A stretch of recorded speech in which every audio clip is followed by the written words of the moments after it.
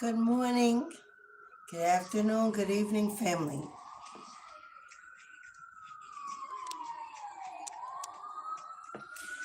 Welcome back to Mistress of the Gates Tarot. I am your goddess, Alicia. Welcome in, welcome in. It is another beautiful ending to a beautiful week. It is Friday here in the East Coast. A day ruled by Venus, a day about love, beauty, passion, friendships, unity. It's a day to wind down from the beginning of the week, to find your peace, find that sacred release, to know that you've done the work. Another week has passed by and the weekend is coming. To pull in the good energy, the energy of celebrating with friends and family, getting together with loved ones, or in that new connection with that new boo or that new bae, and just letting your hair down and loosening your tie and sipping on your champagne, your wine, or your cigar, and finally getting out and enjoying nature and the universe and living your life. Finally spending some time with you, reflecting on you, what it is you would like to do for this weekend. It is Mother's Day weekend. I know Sunday begins a new week, but Sunday is Mother's Day. So to all you mamas out there, who have a womb, who have birthed a child, happy Mother's Day, because that's what the day truly embodies. Gratitude and love and admiration, honoring and celebrating the womb, the birthing station of the universe and this planet. The creation of procreation. So all those who have given your life, who have surrendered and sacrificed your time in this world to bring life to the planet, to bring joy, to bring substance, to love, take care of, nurture, heal, raise, and elevate the seeds that were planted in your womb by the Creator. So to my mamas out there, my mamas with the wombs that birthed the children themselves, this is a Mother's Day message for you. Happy Mother's Day in advance. I too have given life to 3 that are living and growing and nourishing and giving back to the planet. And that sparks a lot of favor, reward, and blessings from the Most High. So before I move in today's reading, hello, Kelly Man. Hello, beloved. I must wish all my fellow mothers a happy Mother's Day, a great weekend. May you be celebrated, honored, remembered for the sacrifices you made to give life to another. And whether or not they're still with you, or they have grown up and moved on, or even if you have lost in the birthing,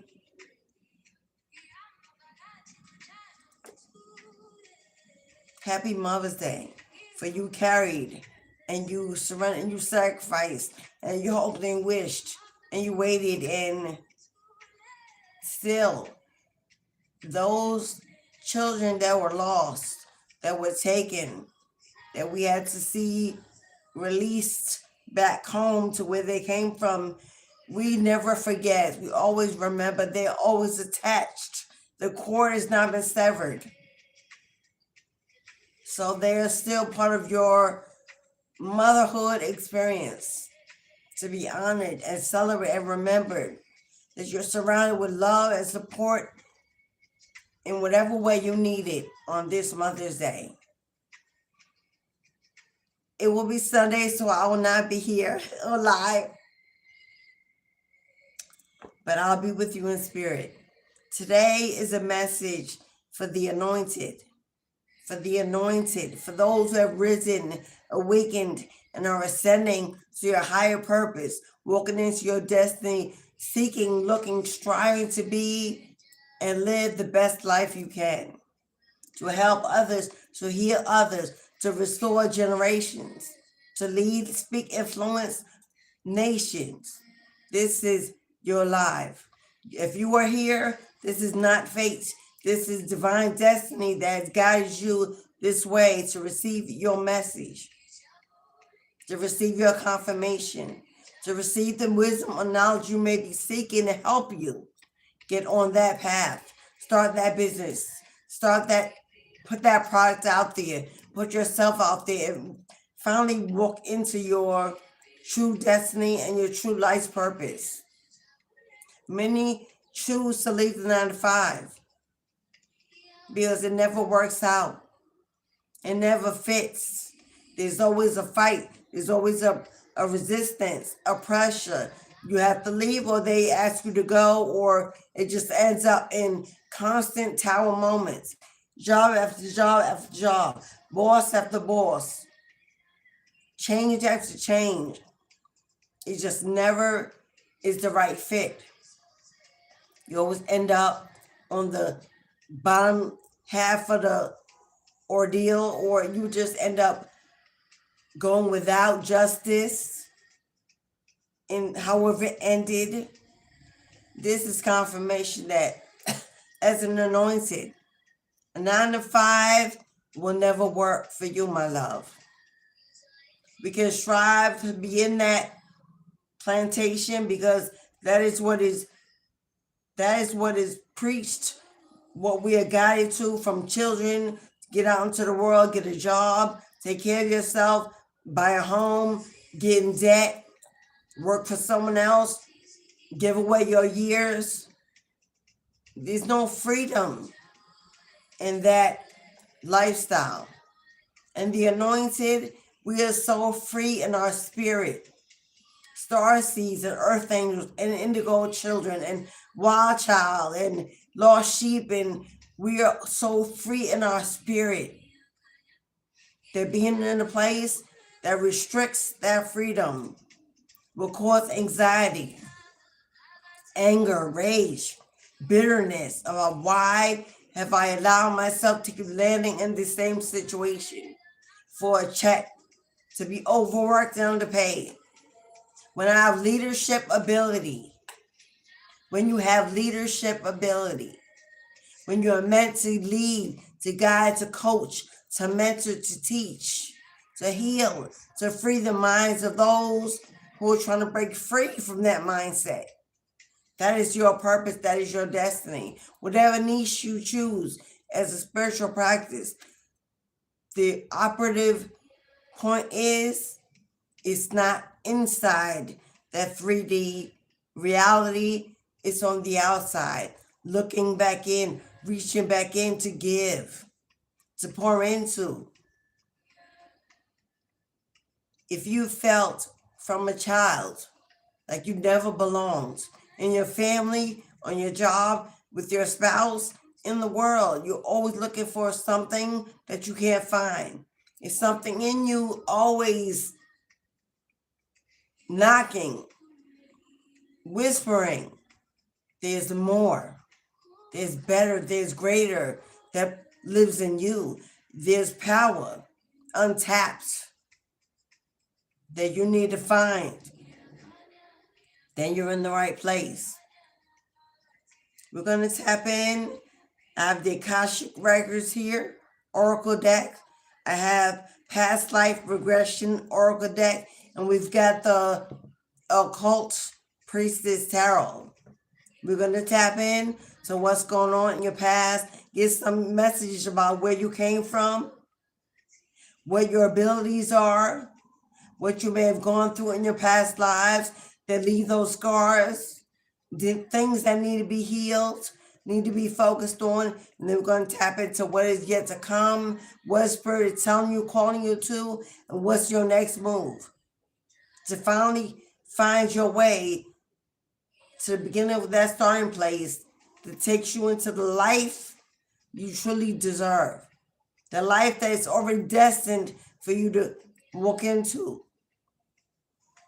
But we're going to start with our past life regression deck first. Who are you, beloved? Who have you been? What have you done? What dimensions or lifetimes did you come from? What did you suffer through that caused you to want to come back here and live a human experience and do it again and try to pay off that debt or finish that lesson or reconnect with that person? This is collective. Take what applies. If not, let it fly. You can always book your personal reading during this live.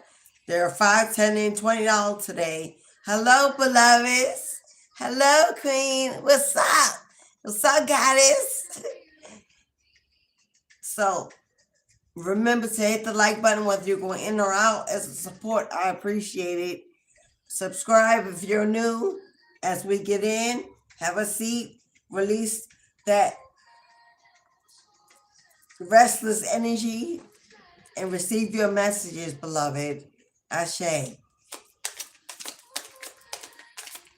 For everyone who has sent me donations through the week, who have made bookings and prayers and comments, and thank you so much. Thank you so much. You are the reason that I keep going on this platform. Against the trolling, the stalking, the distracting energy, you are my peace.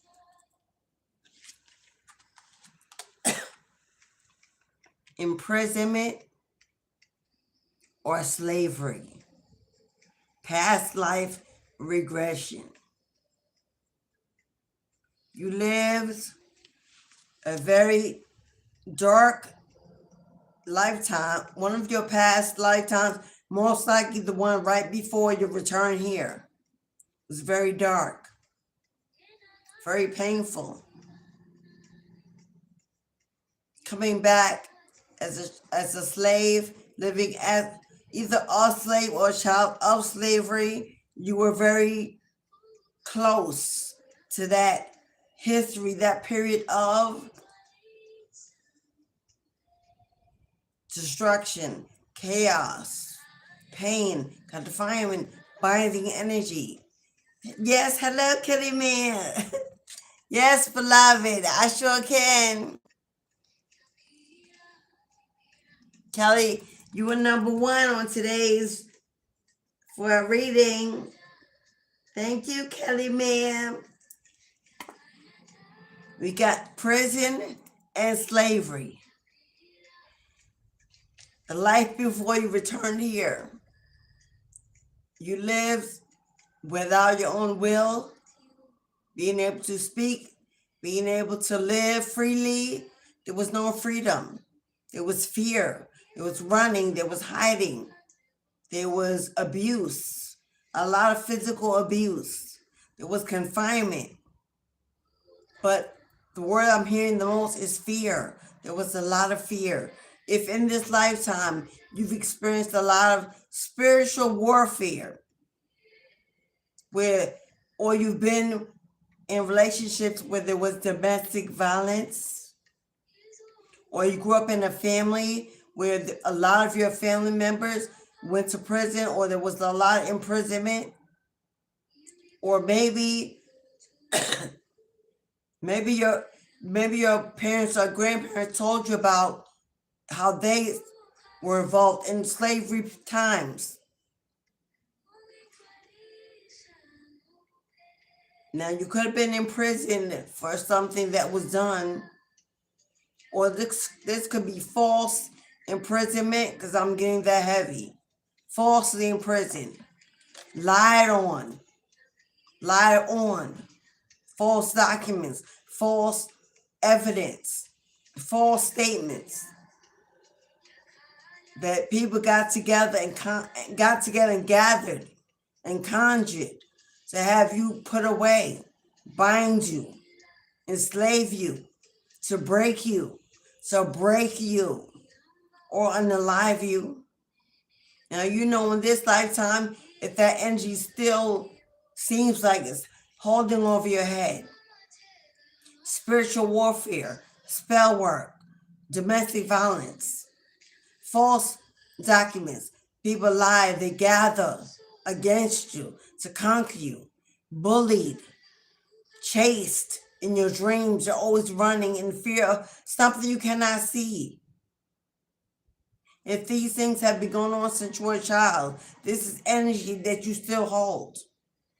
Now, there may need to be shadow work done to break you free from this fear of constantly being stalked, watched, bullied, or people coming after you, doing things to you, harming you.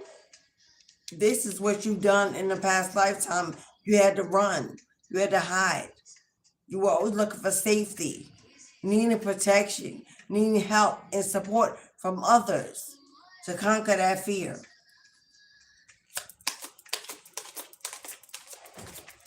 Now, I'm also getting, based on religion or cultural preferences, could have been the reason for this false imprisonment. Maybe preaching or promoting or healing or being seen as a witch or a warlock in the community, and them gathering to imprison you, to stop you from performing rituals or healing or doing God's work. You could have been in prison for that. Now, if you're a healer here now, if you're a spiritualist here now, you're looking to heal, if you have spiritual gifts and you're being called a witch or a warlock in your family or wizard, or you're being shunned because you don't follow religion, you don't conform.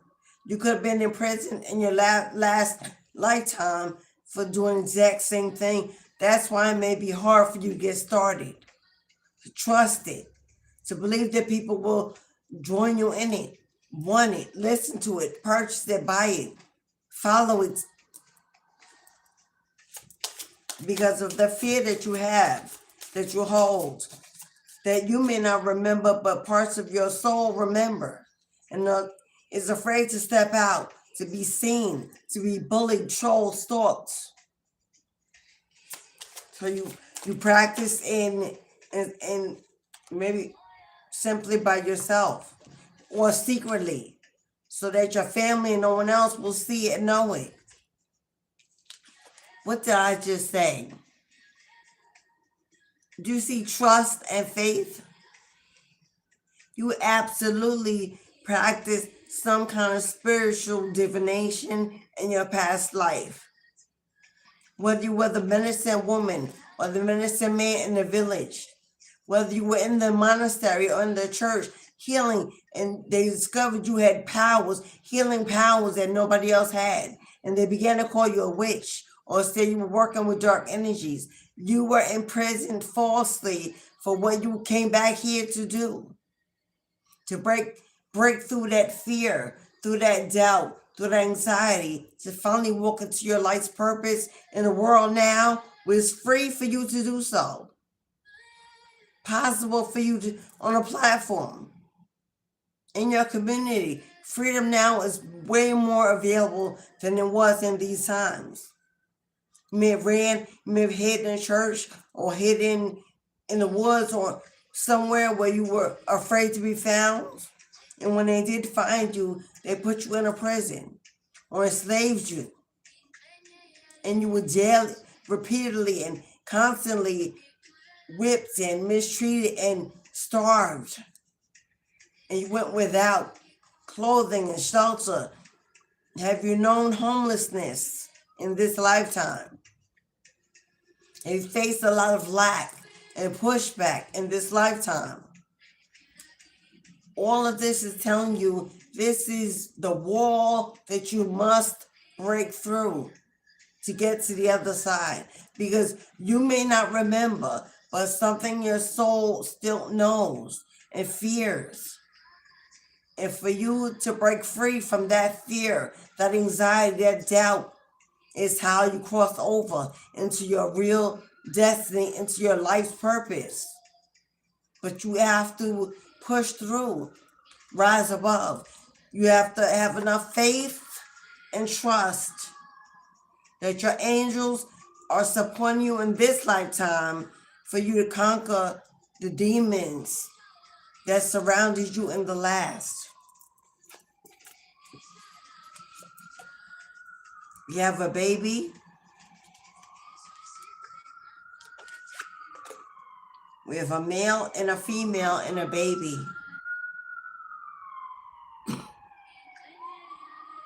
In this lifetime, during a marriage or relationship, have you lost the baby? Whether it was a miscarriage or someone losing a custody battle, someone else raised your children, have your children walked away and there's chaos and no contact and no relationship with you and your children.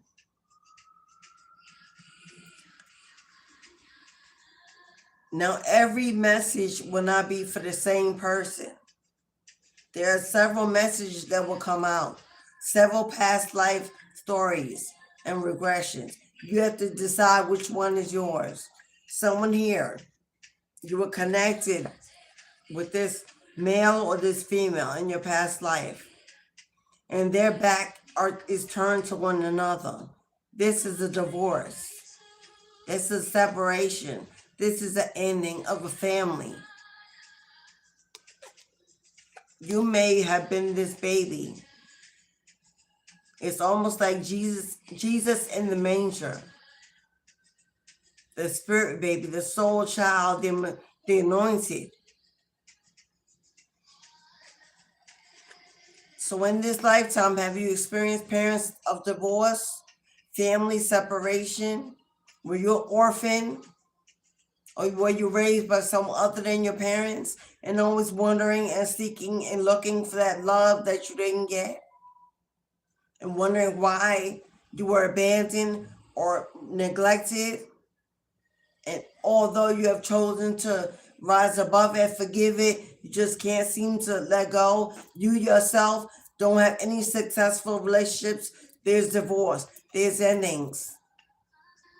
This is the curse over your bloodline that started way before your parents, but your parents continued it, and then it was put on you.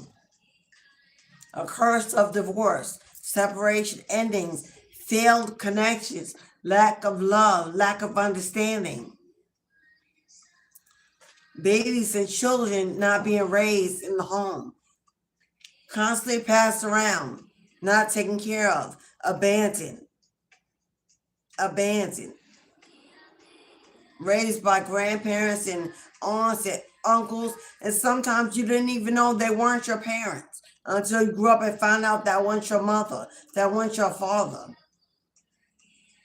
Never finding them, wondering what happened to them. Are they alive? Why didn't they reach out when you grew to an adult? This is a family curse. And maybe you have tried to have your own children and you have not been able to conceive. Because curse that's been put on your bloodline is if they're going to constantly give away children, ignore children, abuse and leave children, then we will make sure they stop having children.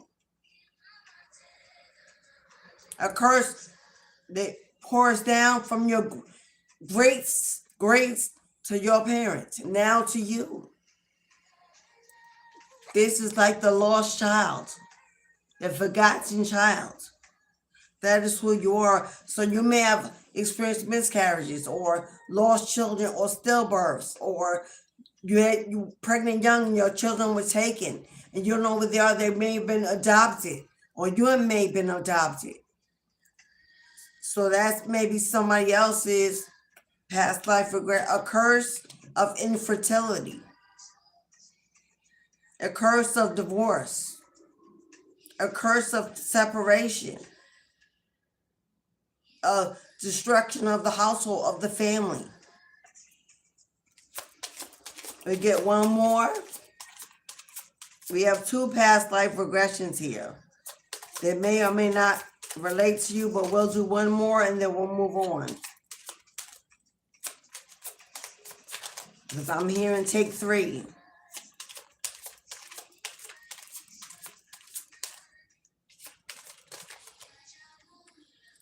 That's too many. But, okay. All right. They were like,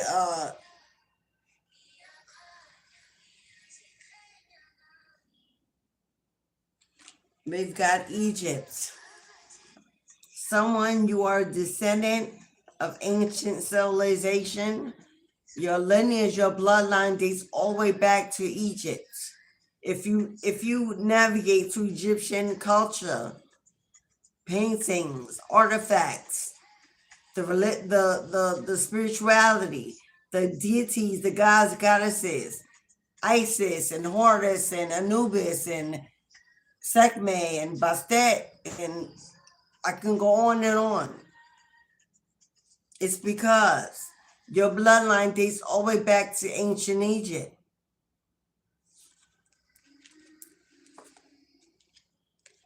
Okay, they gave me more than one.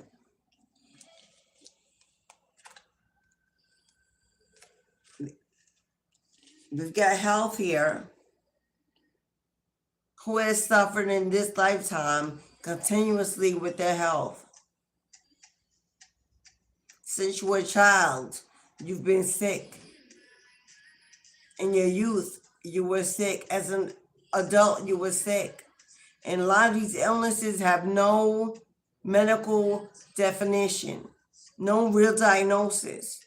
They blame it on the environment, what you eat, genetics, and you're constantly battling health issues that are unexplainable. This is a curse on your lineage. Health is an issue because health is ignored. When symptoms arise, you self-medicate, you're afraid to go to the doctor. You're more afraid of the diagnosis than the treatment, so you just don't go because you don't even want to find out if you're sick. Maybe you're tired of being sick, and at this point, you've just given up on it. Is what it is. There's a curse on your bloodline that has to do with health.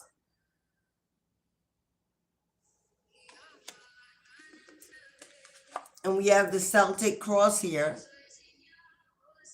I'm speaking to someone that gravitates towards culture related to, I just heard Vikings, Nordic, Germanic, Norwegian. You do navigate using runes in your divination. I don't know too much about the Celtic, but I know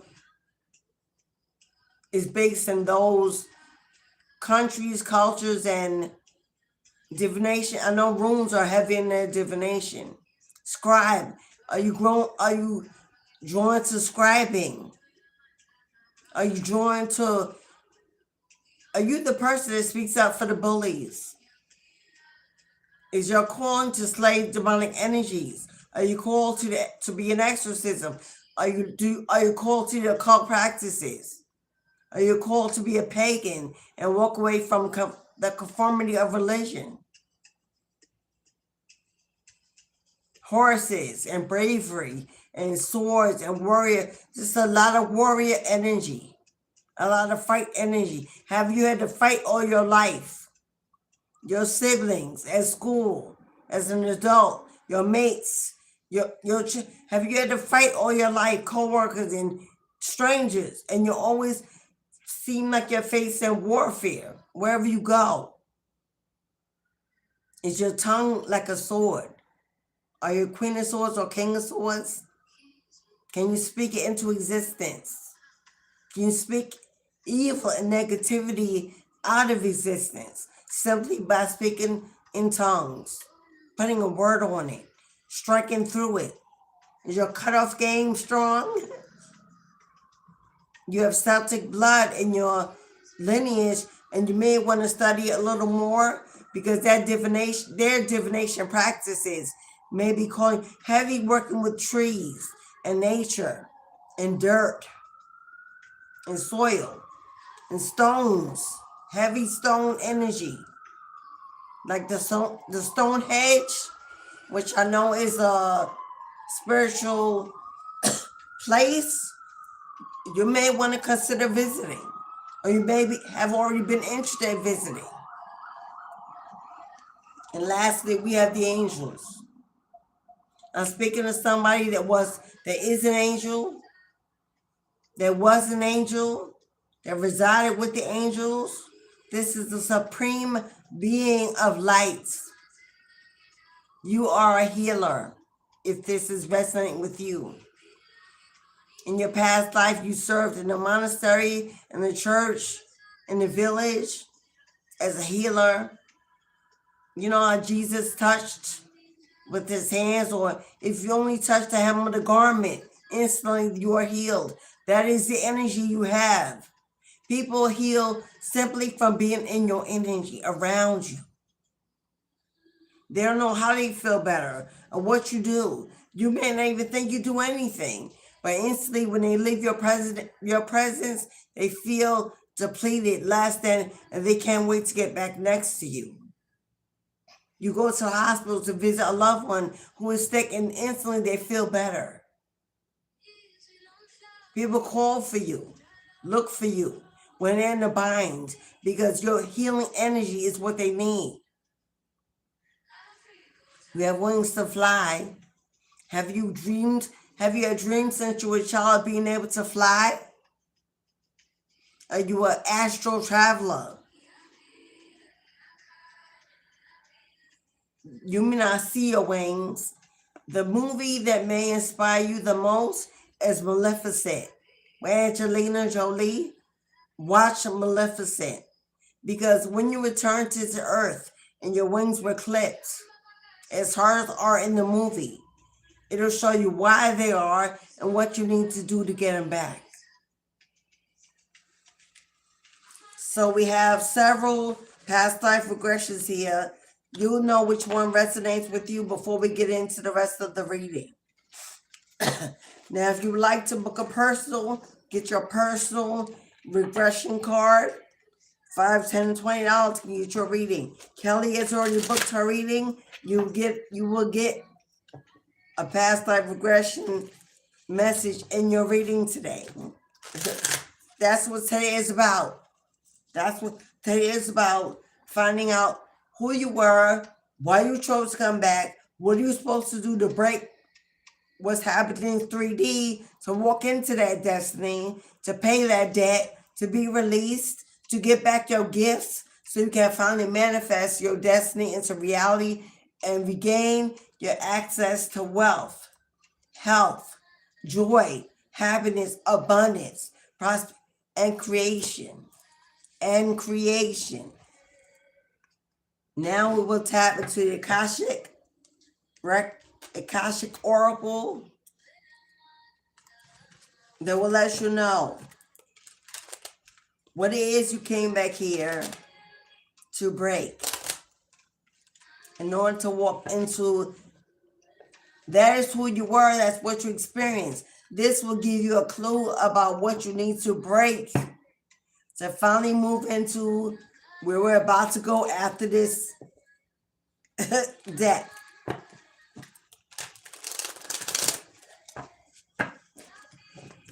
Please remember to tap the like button whether you're going in or going out. If you're new, subscribe. You're invited to join the tribe. If you'd like to be closer to the movement, to the Tribe Soul family, consider hitting the join button. It's only $3.99 to join the Soul Tribe family, a movement, a power, a force, elevating, ascending, and growing with one another on one accord to one day soon meet up, plan, strategize, work, partner. You can find your soul tribe friend, mates, or companion, and join, because you will see who lives close to you in your neighborhood. A travel buddy, someone to work with divination with each other, to learn divination with each other. Someone that has the same interest, the same like purpose. That the whole point of joining a soul tribe membership It's not just to receive extra content. I'm here 6 days a week. You get plenty of content. Joining the Soul Tribe membership is about joining a movement where you can actually get something in the physical out of it.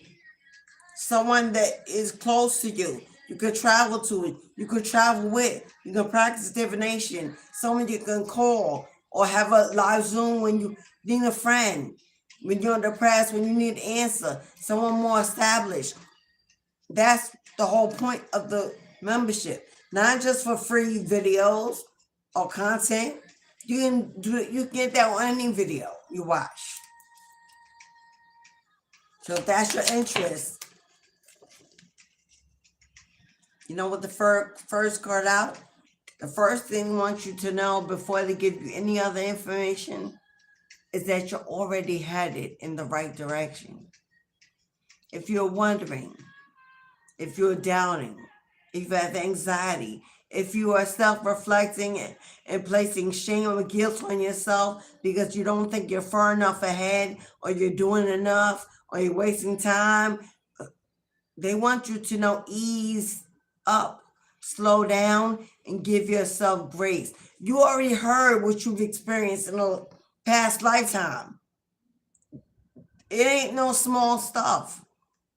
You've come back here, thrown into this human experience, and more stuff is piled on it. More chaos, obligations, destruction, pain, misfortune. Slow down and give yourself some grace, because you're already headed in the right direction. Before they tap you in about debts you need to pay, they're telling you don't mistake the information as putting you off or setting you back or punishing you or judging you, because they don't want you to take it that way. Life has to be in the right direction. Think more, try more, and find the right path for you. If you move in the right direction, you will not get lost and you will get closer to your success. Somebody, you're one move away, one action away from doing exactly what you're supposed to be doing, from manifesting everything you need, everything you desire. But the fear that's tied to your soul's energy, that you may not understand where it's coming from, the anxiety, the restlessness, is something you need to break through. Stop judging yourself. Stop judging your pace. Stop judging your path, comparing it to someone else's, because theirs is not like yours. Their past life was not like yours. You have no idea what they've gone through or why they're even here. And even though they may be making it look easy or fast, it may be for a whole different reason why yours. I found out that when things take time to mold and construct and be built, the stronger the foundation is and the longer it will last. When things happen too fast, too quickly, when everything comes in too swiftly, too consistently, and the ego starts to say, ooh, and it forgets the purpose of why it even started, because now it's totally engrossed in the manifesting, in the money, in the fame, in the fortune. That empire will fall, because the foundation was formed before it was strong enough to remain stable. It took off before the walls were even finally built. It took off before there was a roof. And they put on the crown, and the fame came in, and the money came in, and the followers and the business, and they just thought, I'm so anointed that's why it's so. That's never the case. Those kind of anointings are a test of greed. and vanity. So don't compare your pace to someone else that looks like, they are achieving success overnight. Because you may not be around to see when the empire falls. Because you're too busy building your walls, your foundation. You got bricks and cement and nails and all the tools you need because you waited and you collected the wisdom, the knowledge, and you have it all in place. So when your building goes up, your shop goes up, the store goes up, your practice opens, when you begin, it's solid and strong and really built on something worthy of what it will call in. Because they're giving you encouragement, my love. Encouragement. Maybe you don't have a support system. Maybe you don't have family or friends or even a mates. You haven't walked into your tribe. There's no one daily, weekly even, to push you forward, to give you a nudge, inspiration to keep going. And you're missing that community, that core, that encouragement. And you don't know how to do it alone. You don't want to do it alone. But there's no partnership.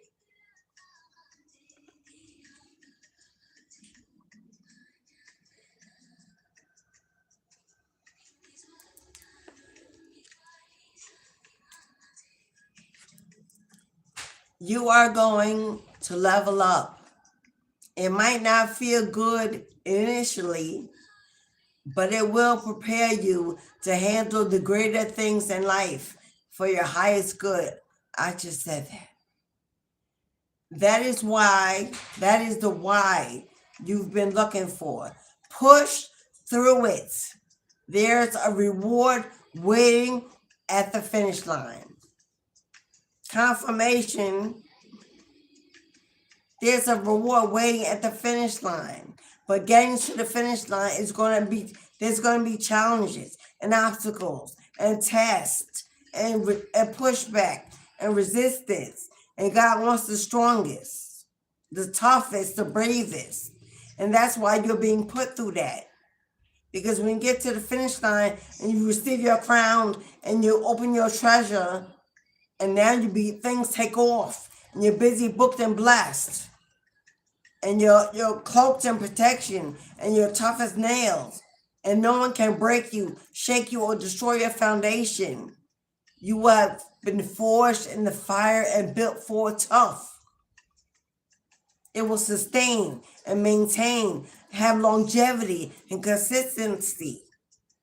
But in order to be that, you have to crawl, walk, run at a good pace, to not wear yourself out, to not do so much and not see enough come in that you lose confidence and you get doubtful and you start, you stop, and you don't finish a project because you're on to that. Well, this one don't look good enough. No one may want this. No one's buying this. I put it out, so let me do something else.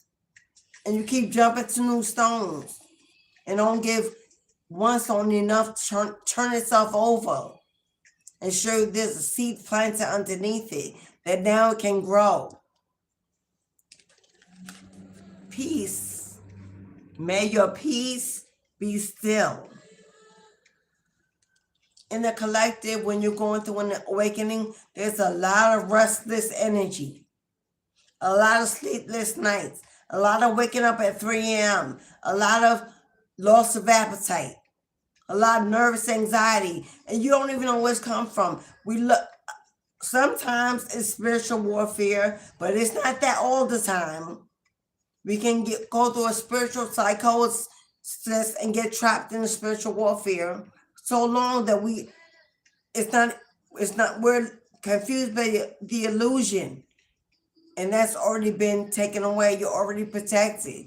They've already freed you, opened the road, but because of that, you may see darkness, the potential to be attacked. Maybe I'll be attacked. So you never break free from the illusion that they attacked you once, they attacked you twice, and now it's over. Thank you for the heart, beloved. Thank you. Peace is an inner tranquility. Don't sweat. Do not sweat the small stuff.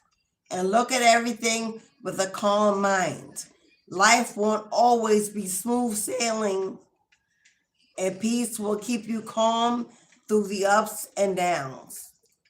Because what goes up got to come down eventually for it to rest, rejuvenate, restore, sleep, digest, reflect on when it was up, gratitude, celebration, walking away, giving yourself a break, taking a vacation, stop being overworked. And then when you finally are renewed, when God pours back into your cup after you've emptied it out, gave it away by helping, then the ascension back to the upside begins again. You don't go up and stay up forever, because that's burnout. That's burnout.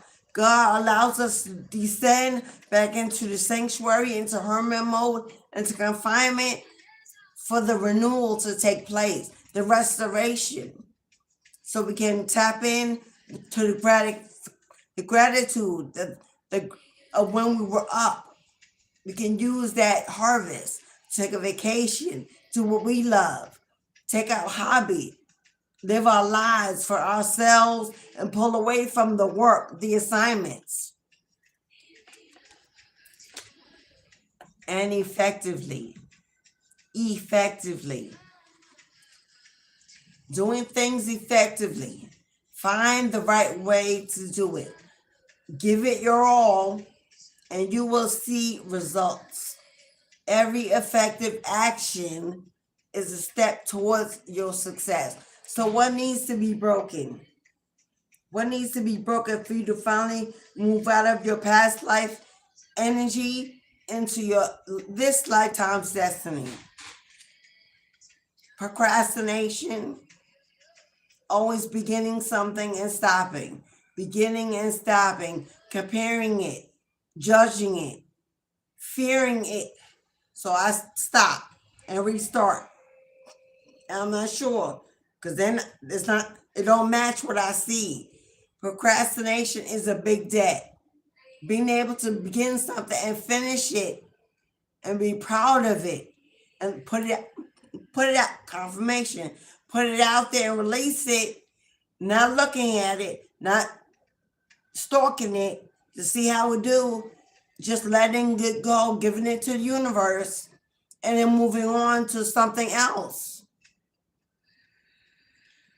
We like to put things out there and then we stalk it.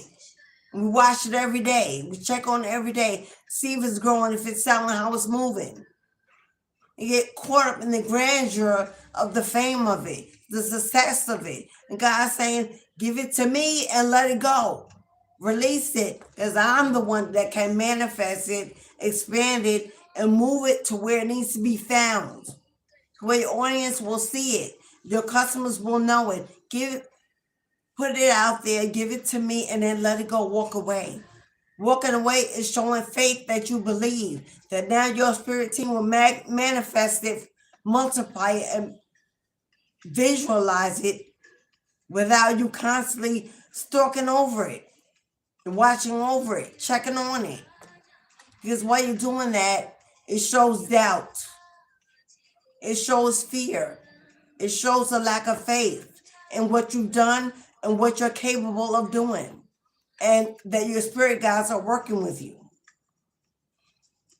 You need to finish what you start. Be proud of it. Give it to the world, to the universe, and then give the assignment to multiply it to your guides and walk away. Start on your next project. Let that last one be inspiration for something new, fresh, different.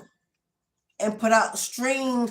Those are when we say, if you lay out cups for God to fill, these are your cups.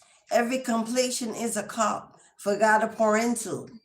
But if you never complete the cup, then God has nothing to pour into, nothing to fill.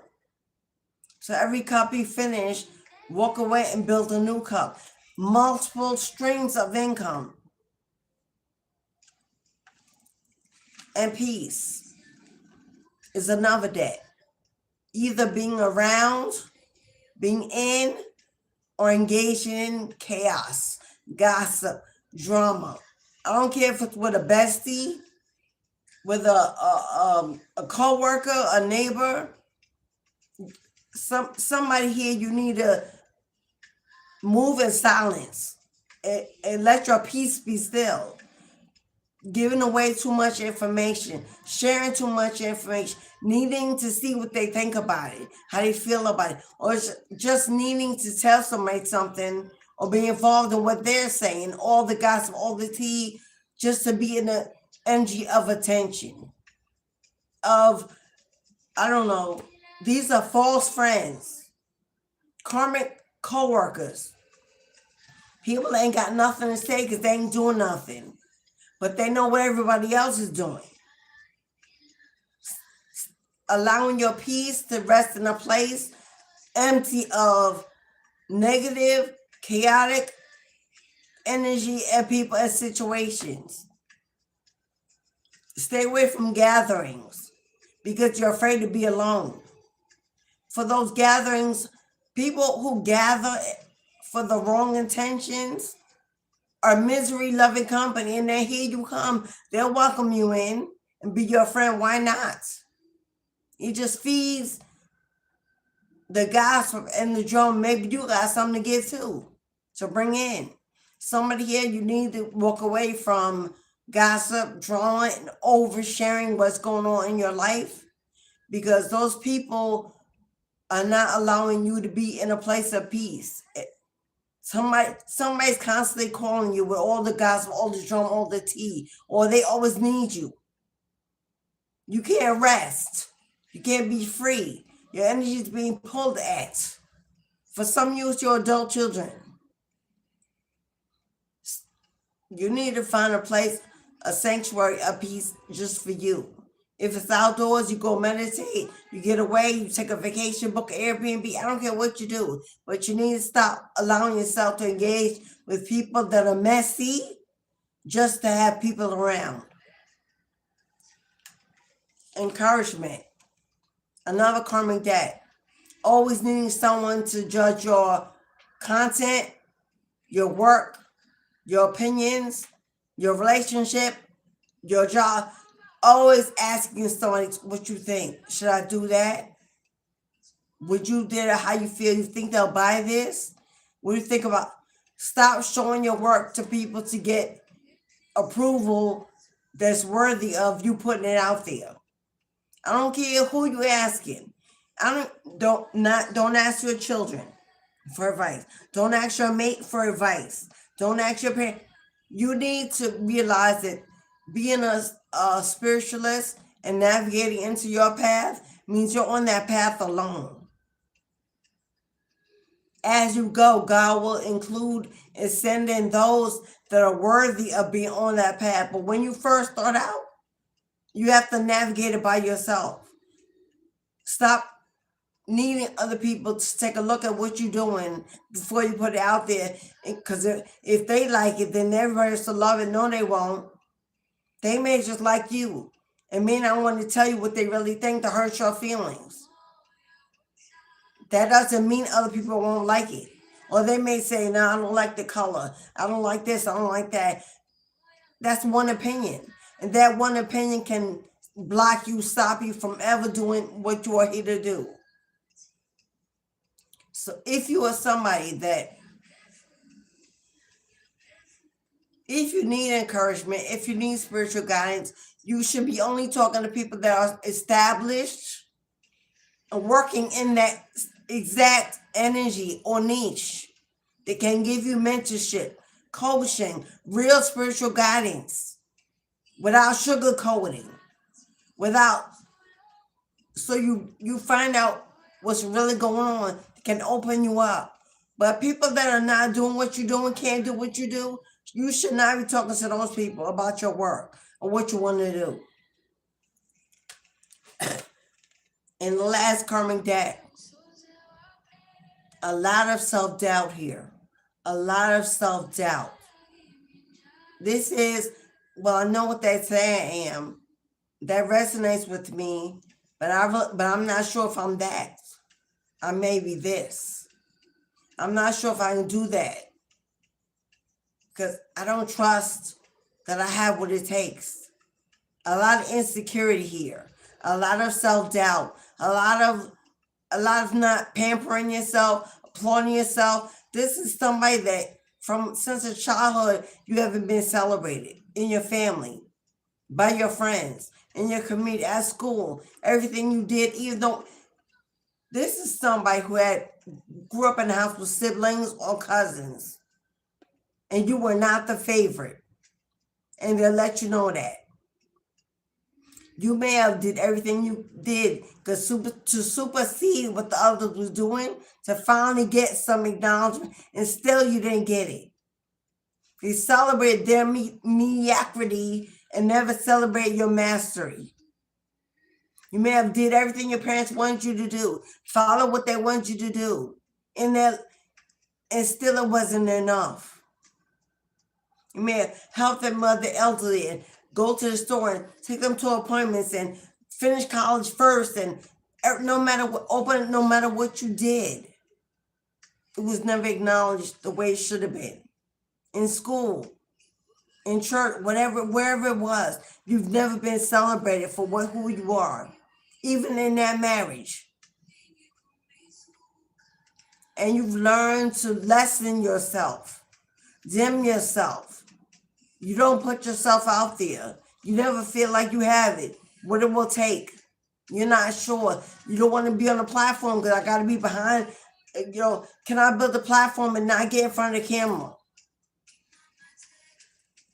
Can I go on social media, but I don't want to be in camera. I got to put on makeup. I got to do my hair. I got to get my nails on. I got to have the outfit, the background. All got to be perfect. This is somebody that needs everything to be perfect before you will begin, before you will start. But you don't have the money and the resources, so that's the excuse why you can't. You're waiting for that blessing to come in so you can get started. And God says, you're the blessing. You're the start. You're the key. You're the voice. You're the vision. You're the experience. You're the wisdom. You have everything you need. But you've let other people take it away. Lie about it. Abuse you. Mistreat you. And you've almost forgotten how valuable you are. How beautiful you are inside. Too much focus on the outside, the appearance. The 3D image. There are 8 billion people plus on this planet. Have you looked at TikTok, YouTube, and all these other channels? Have you really paid attention? There's an audience out there for everyone. There are people on there that have disabilities, handicaps. I have lists. Hello? One eye ain't the same. Hello? I'm a woman, I'm black. I can go on and on and on. I have locks. Hello, I'm plus size. I ain't stomach trim and thin. There will always be something that you can say, I wish it was different. But it's not. And there's a reason why it's not, because your audience needs authenticity, rawness, realness, not some kind of show. Not some kind of clown behind a whole bunch of... They need you to be you in your real experience, in your real tears, giving them your real fears, your real life, showing up the way you look when you get up. Now, I'm not saying, don't do your hair. At least make yourself as presentable as you can. But too much attention is being paid on what others will think if they see you. Who the hell cares? Who the hell? They ain't paying your bills. They not paying your bills. If you die tomorrow, they ain't coming to your funeral. They're not calling to check up on you. Who cares about who's watching or stalking or trolling? Let the trolls do what they do. It only gives you evidence that they want to see you. Hello? If you ain't got no haters, Go get some. Haters are your biggest fan because they bring more people in to watch. Let them hate. The beauty you have is from the inside out. Find the inner beauty and allow your outer world to match it. Because if you're too busy chasing what you think you need to become to be successful, then you're already lost and you've already failed. Because success, if you look up the word success in the dictionary, there ain't no picture next to it of what it looks like. Success is not a picture. It's a motivation, a determination. It's a strength, a courage, a bravery to keep going and going and going and going. Because as I speak it, so it is. And I'm not going to stop until that so it is my reality. And your reality is what you see for you, not what they see for you. So those are the current debts. Things that are holding you back. Shadow work. If you just work on those, to rid yourself of those, everything you want is on the other side of you holding you back. There's nobody holding you back. There's nobody. You're not in the basement watching me confined with shackles on your ankles and a blindfold on your eyes. You've not been trapped, captured. You're no longer in prison or in slavery. There's nothing holding you back. The cage is open and you are free. God says all you need to do is take action and trust me. Take action and trust me. That's all you got to do. Your destiny has already been written. The problem is that we don't understand your destiny is already written. You're not going towards something that's not already there. It's already there. All you got to do is walk into it. Fight your way to it. Believe in it, that it's already there. We're too big trying to build something, achieve something that we think we have to do the work. We have to, it's already, our destinies are written in the book of time. If you believe that, then you simply get on the road and go get it. Not find it, go get it. Because it's yours. It don't belong to anybody else. Ain't nobody holding it but the hand of God. Who's saying it's not yours? This destiny swap thing they love talking about is a lie. It's fake. Can't nobody swap destinies. Your destiny is written in the book of time. It's held by the hand of God. Who the hell can swap that? But they put fear in you. That if I don't hurry up, if I don't rush, someone ain't gonna swap it. They're swapping it. They're stealing. They're doing spell. Can't nobody swap your destiny. Destiny don't belong to no human. It ain't a place they can go steal it like in a bank. Where they getting it from? Where destiny swap? Where they getting it from? Please tell me where people can go purchase or steal a destiny. Is it in a vault? Don't believe every fear-mongering thing you hear. Your destiny will never be swapped, never be lost. You may not fulfill it to receive it. You just come back another lifetime until you do. Hello? But it's always there just for you. Can't nobody else have it. Your final soulmate. Your final husband or wife. Your final home. Thank you, beloved. Thank you for that flower. Your final home. Your final land, written in your destiny, in the book of time, where you'll live, who you'll mate with, who your children are. We think the children we had ain't our choice. God, mother used us as a vessel for those seed. Those children belong to you in their destiny. We think we have a choice. We don't. giving birth is not a choice, because you came out a girl, or you came out a girl, so you came out with a womb to give birth. As a baby, you didn't know that's what you were supposed to do with it when you came out. God has sent you back here as a girl. You could have been a man in your past life, a boy. You were sent back as a girl this time to give birth and life to something, because you were a supreme being. And when Goddess needs more supreme beings on this earth, he makes sure a supreme being is born to give life to it. Hello? Especially if you have daughters. Especially if you're giving birth to daughters with wombs. Hello? We have to know that you're getting into alignment with your destiny. Get your children into alignment with their destiny. Your children are running amok. If you don't even know where your children are, what they're doing, if there's no connection, there's an absence of alignment with your own destiny. We could deny it all day, but that's the truth. For a supreme being to be in line with their destiny, them children are different. They special.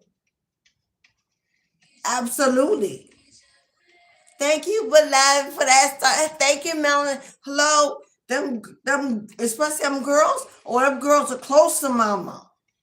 They want to be what mama is. They can learn from mama. When they get birth, mama got to be there. Them girls, that cord between you and your daughters, that womb, oh no, it ain't easily severed when you're in alignment. When it's a supreme being, you'll know. Those sons, they come back to mama and call mama and check on mama and worry about mama and protect mama. That's different. That relation, they grow up and you and your son become best friends. They tell you everything. He got a problem with his woman, he call mama. Something going on in his health, he call mama. My son, Elijah, everything. Mama, he on the hotline at 29. And not living in my house. Checking, protecting. That relationship is different when you're in alignment.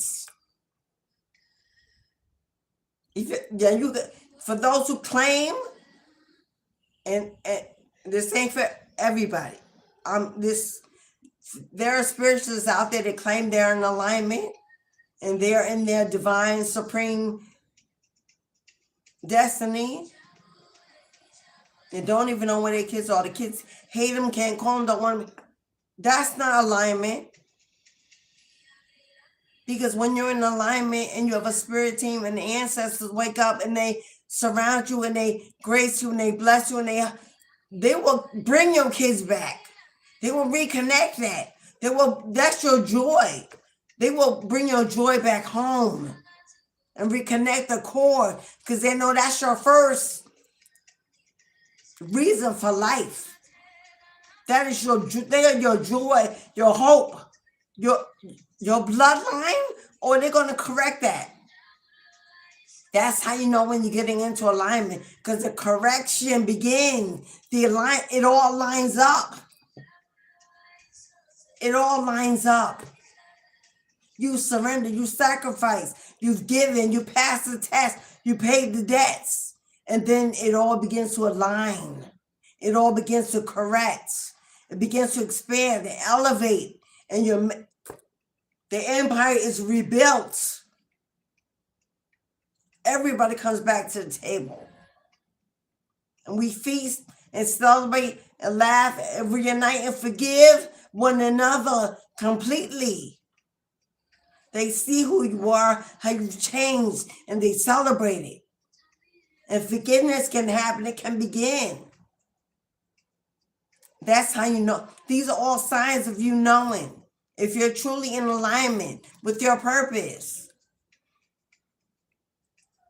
Everything comes home because you become home again, and everything comes back. And forgiveness happens, and it's given, and it is well with my soul.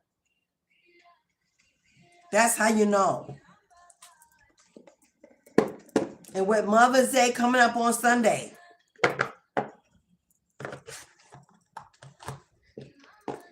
I had to speak on that. All right, we'll take a momentary pause for Miss Kelly, ma'am, and Julia. Kelly, and then Julia. Kelly has booked the $20. Julia has booked the $5. The gate is open. If you would like your personal message, the gate is open, beloved.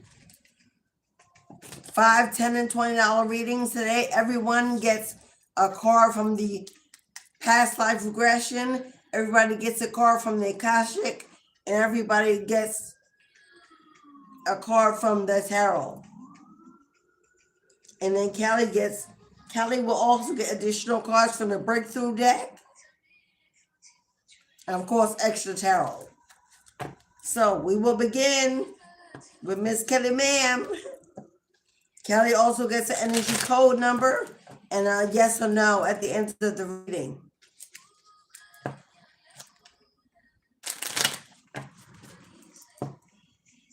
That's what comes with the $20 booking.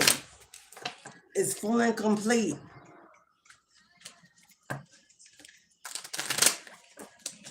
Just shuffling to bring in some new energy to our past life deck.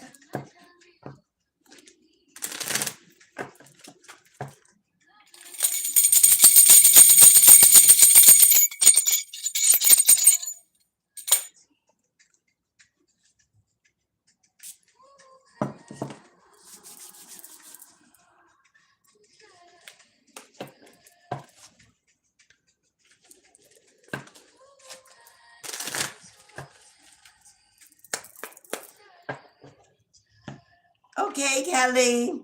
Here we go, beloved. 11342. 11342. Kelly, you got the number 6. 6 is the Lover's card. Kelly, you got the number 6, I think, 3 readings in a row. The Lover's card is about making a decision, a choice. And you got 14, which represents temperance. Temperance represents the earth angel with wings to fly. Temperance is about patience. Temperance is about a need to pour into thyself. A lot of self-love, a lot of self-care, healing energy, connecting with nature, connecting with the mother. Temperance is also ruled by Archangel Michael. It represents divine protection over your life's purpose, over your health especially, and your wellness. This is about health and wellness. With the Lover's card, making a decision to focus on your health and wellness above anything else. Having patience. Okay, let's tap in. Temperance and the Lovers. There may be a decision between you and your lover. Something you maybe desire.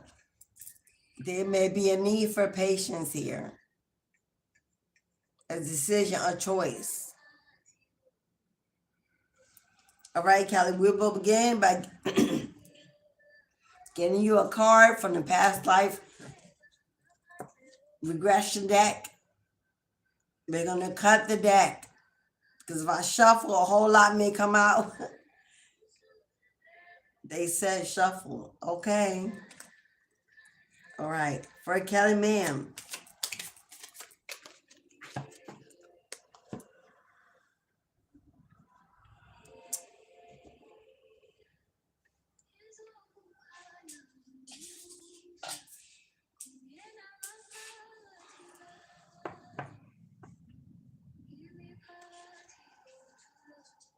Why are you making me so hard to get this card?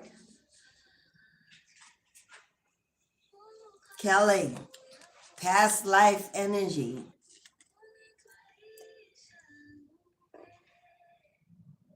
In the past life.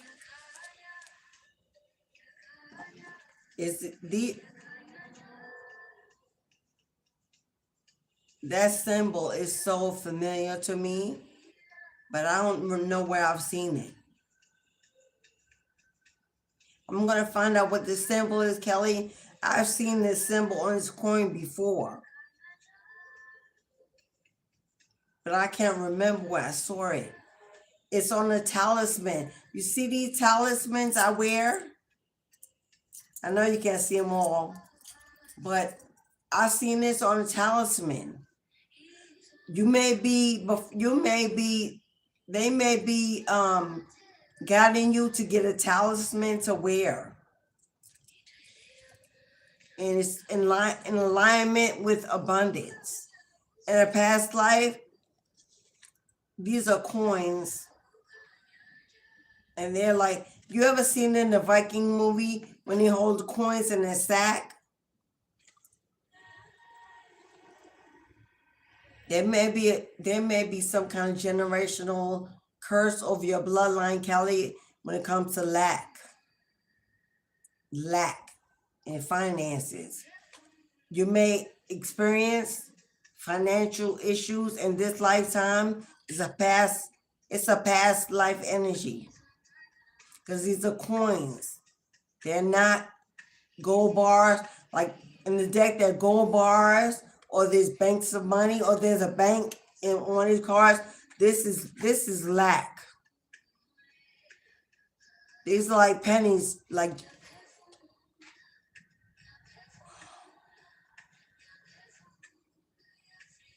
this is almost like waiting for somebody to give you an opportunity or break to receive more abundance.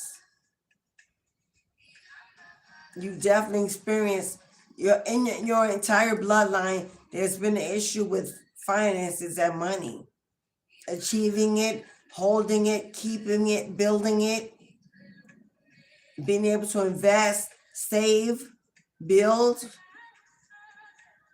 And we know without finances, life can come with a lot of blockages.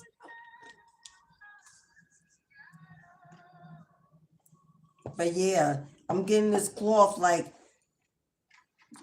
I just saw I spy in my third eye. Money that's been hidden. Kelly, money that's been hidden.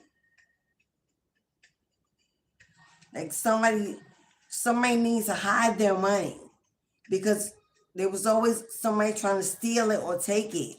Or they lived in a time where people had to bury their money in the ground because maybe this is giving me heavy Viking energy.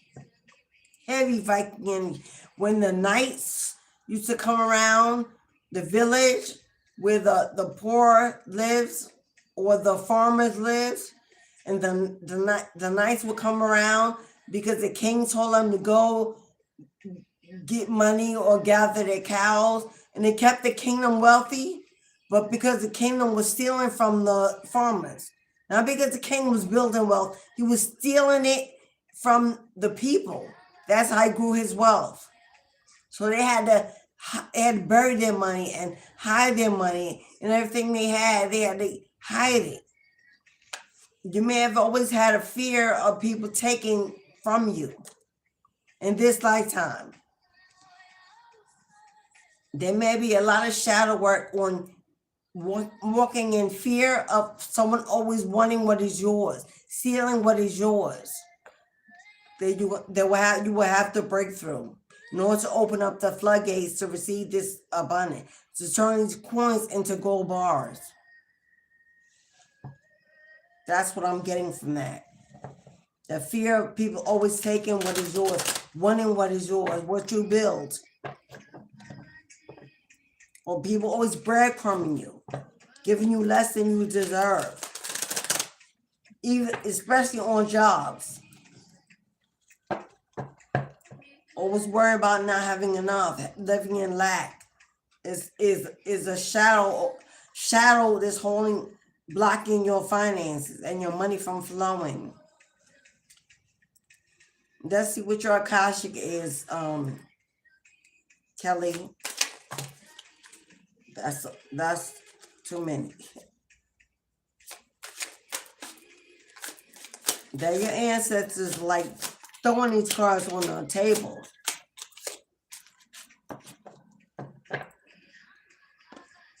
Like there's so much they want to say to you. Taking action. Taking action. It's time to implement long cherished ideas. You're on the right track towards making your dreams and your visions a reality. The right people, the right circumstances, and the right resources are being sent your way. Fear of lack. The right resources are being sent your way. Happiness and new opportunities are at hand. Like, come on. Past life regression. Fear is your illusion. When the universe is already sending resources, community, and situations are opening doors to happiness and new opportunities written in your destiny.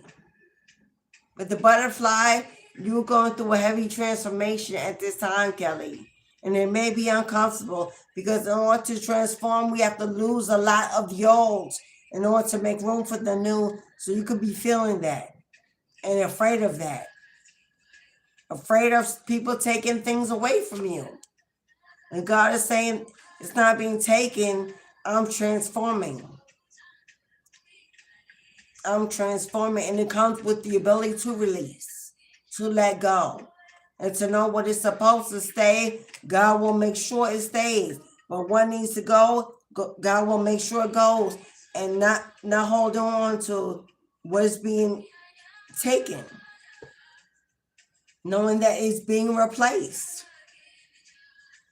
You and your family.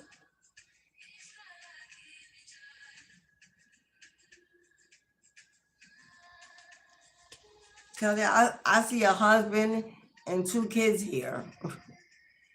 I see a husband and 2 kids here.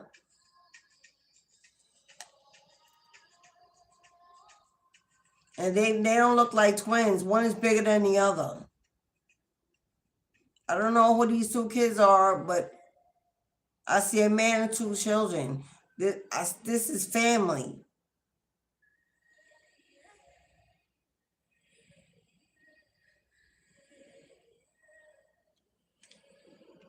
A lot of healing energy. There's a lot of healing energy surrounding this.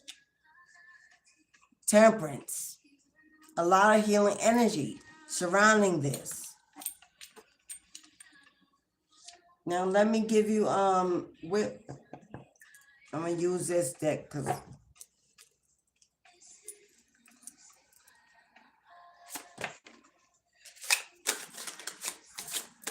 for Kelly,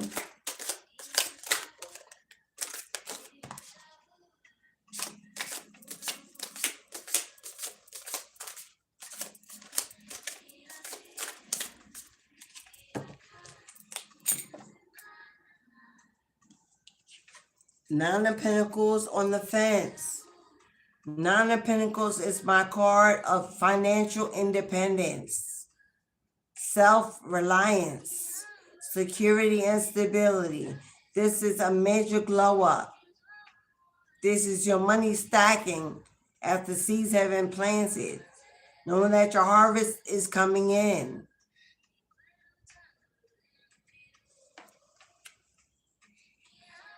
I don't know, Nine of Pentacles is also about you doing something alone. It's also about your willingness and your bravery to do something alone. See her at the work table, ready with a plan.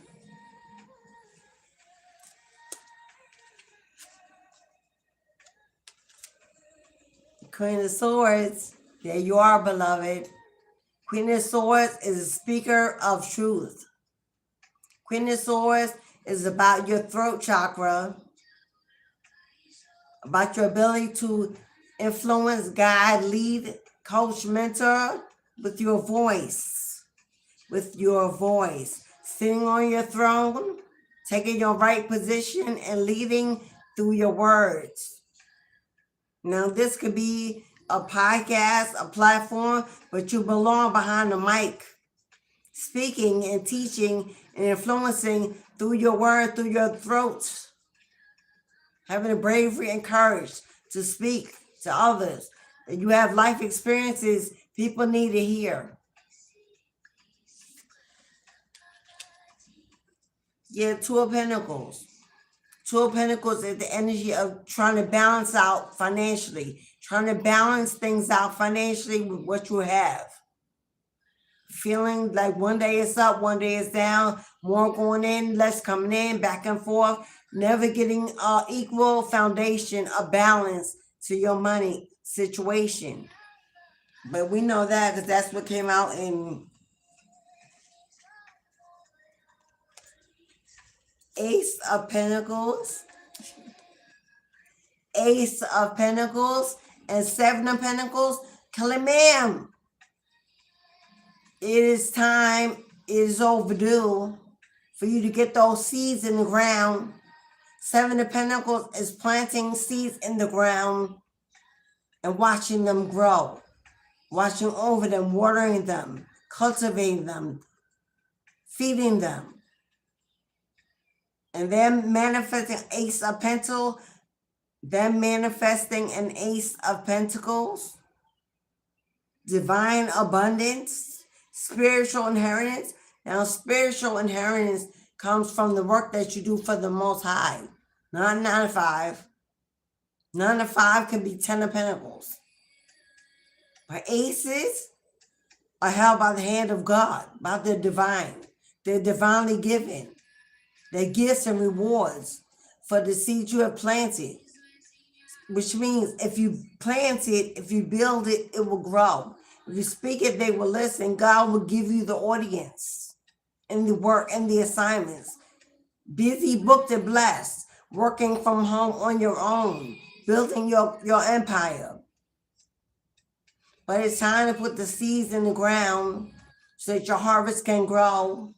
So you can be fruitful and get out of lack or need or necessity. Because Ace of Pentacles is waiting for you. It's your destiny to be abundant. This is wealthy. This is wealthy. Taken care of by the universe. Resources, opportunities, doors opening, roads uncrossing. This is the universe waiting to assist you. For 3 of Swords in reverse. Your heart healing, coming out of heartbreak, out of painful endings, cutting the cords to the past, letting it go, healing, opening up your heart to receive, to believe, to trust that what you have in you is valuable. Valuable enough to put it out in the world and manifest a lot of wealth and a lot of abundance with it. You are walking away from pain, heartbreak. Somebody had you, beloved, in a third party connection. They cheated, they lied, they deceived you, they broke your heart. You may have moved on in your life with that bruise, that fragility to your heart, and you may still be healing from whatever this is that's in your past. It's time to cut the cord and close the door. It's time for your destiny to unfold. One action, one move, one step away. You're already headed in the right direction because it came in reverse. So you're already headed in the right direction. no longer being held or bound or confined to that energy. But it's one action, you're one move away from abundance and wealth and getting out of and breaking free from this generational curse.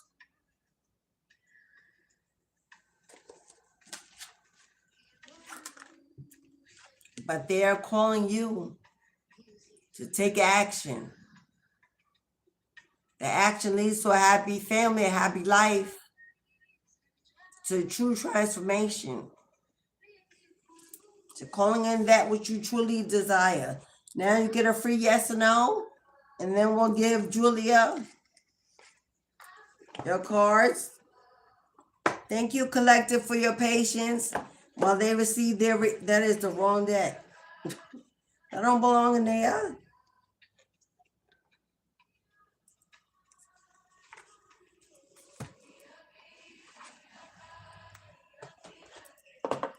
Wow. Okay.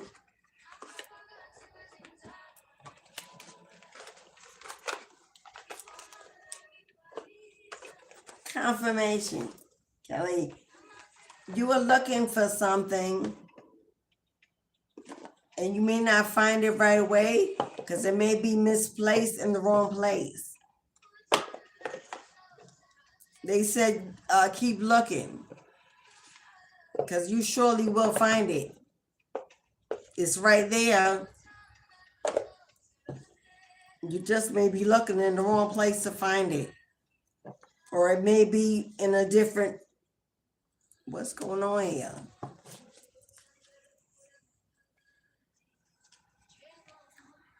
Okay, so Kelly, release any restless energy. Take a deep breath. Focusing on your question. Regulate your heartbeat.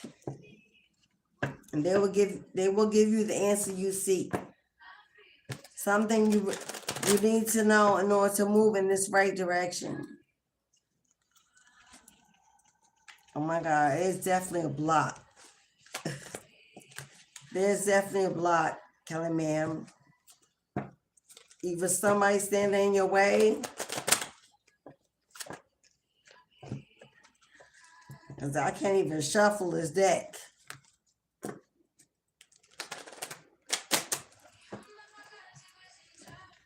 What is going on? Wow. It's like, this is definitely somebody. Somebody got to be standing in the way.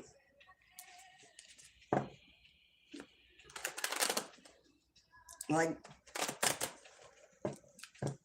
if not physically, energetically.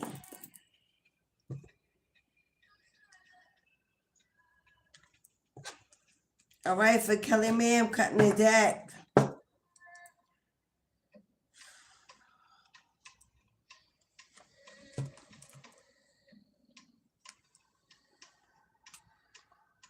You got Ten of Swords with defeat, deception, stabbing in the back energy.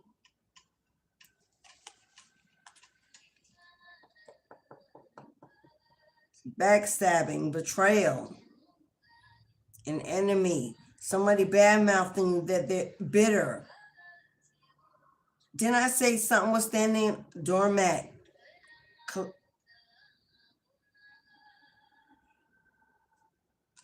If you've been constantly focused on this energy, Kelly, about people, what they've done, who's done it, or if they're still doing it, you're being asked to step out of this energy. If you're still worried about this being done to you by people, situations that you cannot see, that you do know, know that with that no coming in, this is no longer an issue. This is no longer an issue. It's not something you should focus on. It's not something you should worry about. Because even if they are, We already know that you are highly protected. How do we know that? Because you got wish fulfillment and justice right behind it.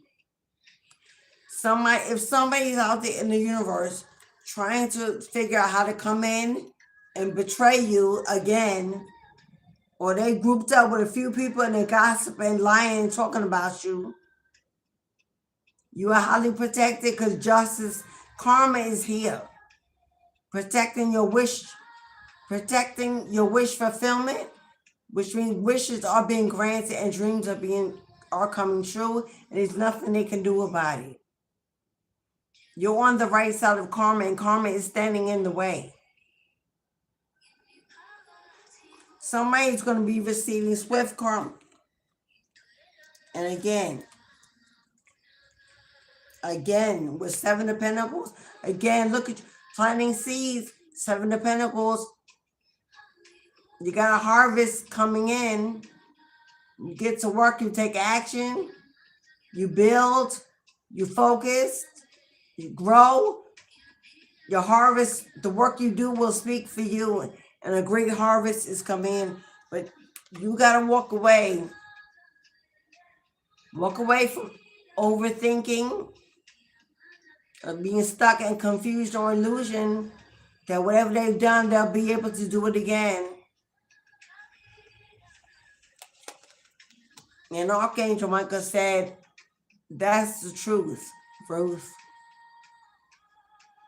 You are highly protected. This Michael is coming in to let you know you are so protected. So protected. Cut them cords. Clean out your energy and walk on by. Walk on by. Because you have a destiny to fulfill and work to do. And you ain't got no time to worry about what's going on with them. Because Michael is protecting you. So do your best to stay out your head. Because you've gone through a lot of painful endings. There's a lot of deception, a lot of gossip, a lot of evil eye being sent to you. But will it harm you or get in your way? Absolutely not. As long as you turn your energy away from it, it will not be able to penetrate you.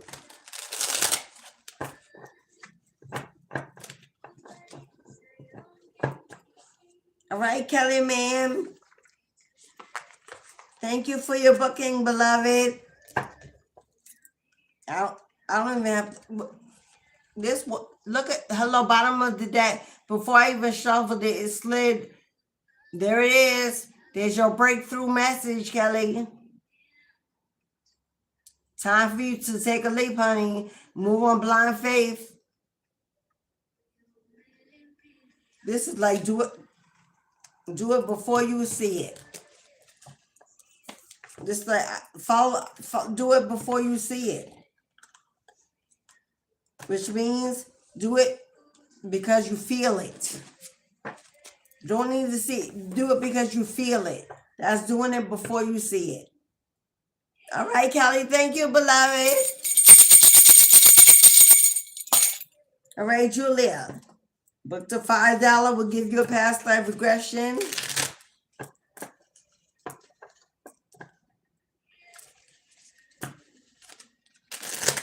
A tarot message and a Cashapp Records card.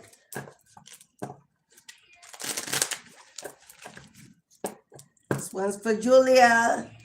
Thank you for your patience, collective. Charisma, I see you, reborn. I see you, reborn. I see you, girl.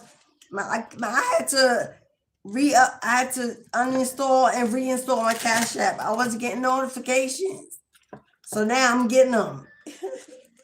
But I had it so long, I didn't think to uninstall and reinstall it to get the updates. All right, for Julia.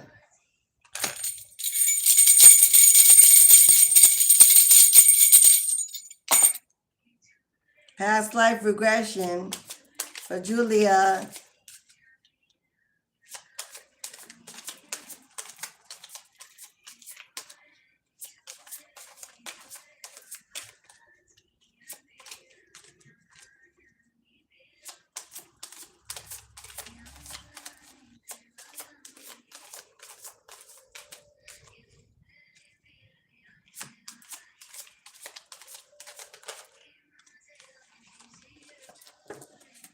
Julia.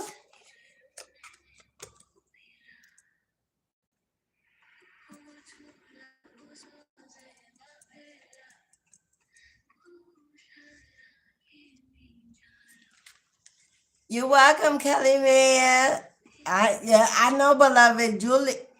Julia, it was for Julia.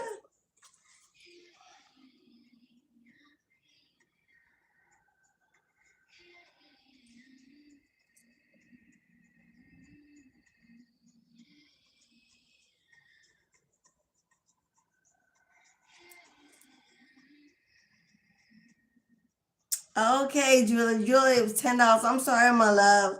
I don't know why I saw 5. Oh, you put 5-card pull. So it said I saw the 5. Okay, so it's a 10-card reading.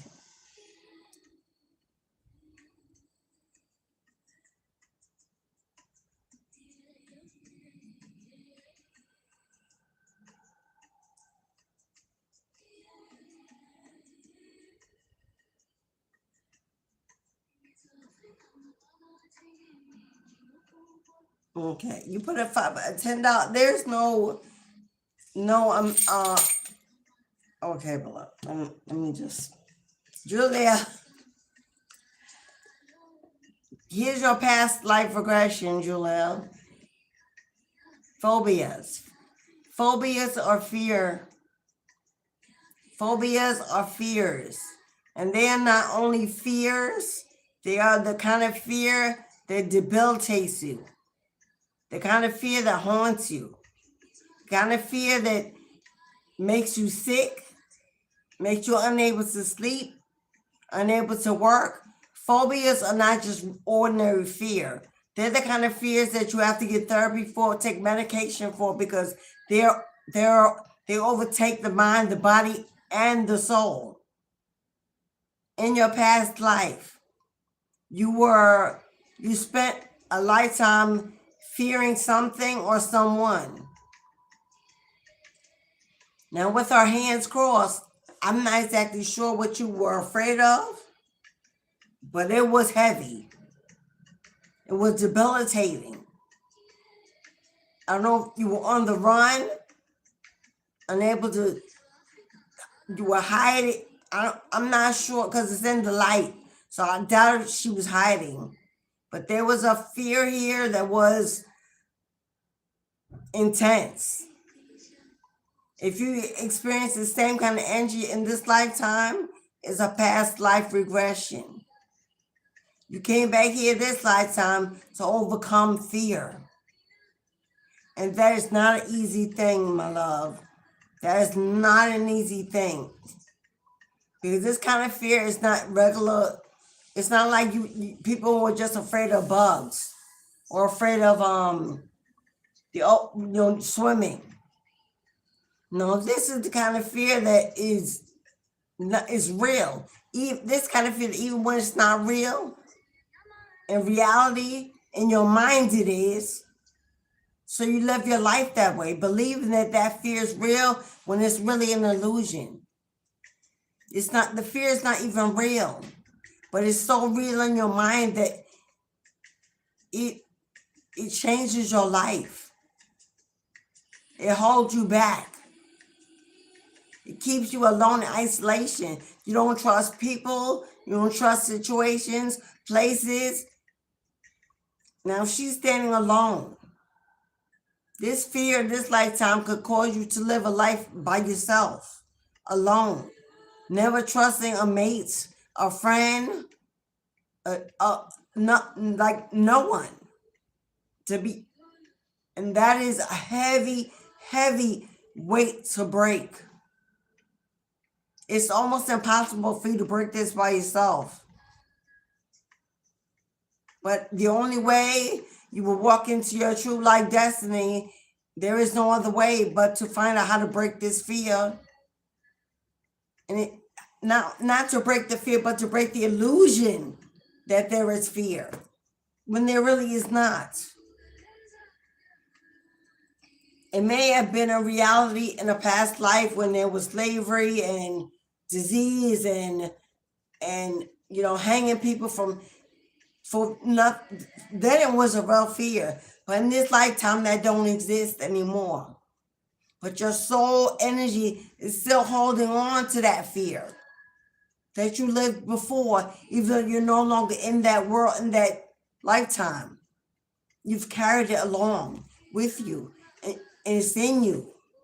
It's probably caused a lot of pain, misfortune, and loss of opportunities because of your inability to trust what you see or how you feel. Not really seeing the reality of what's going on. Okay, my love, let's get you an Akashic to see what can be done to help you with this energy. And this is not a generational curse. This is not a generational curse that I see. This is something you've experienced in your lifetime.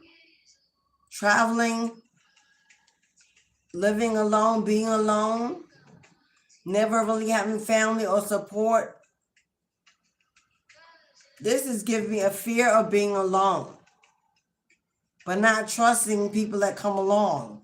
So it's like, how will that work?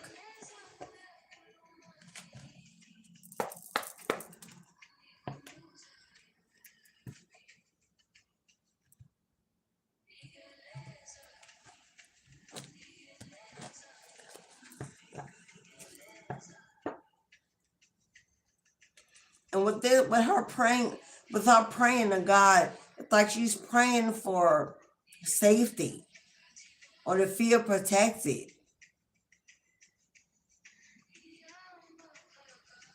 Praying for peace and a release from this fear. But what the fear is will take a more extensive session. Or you may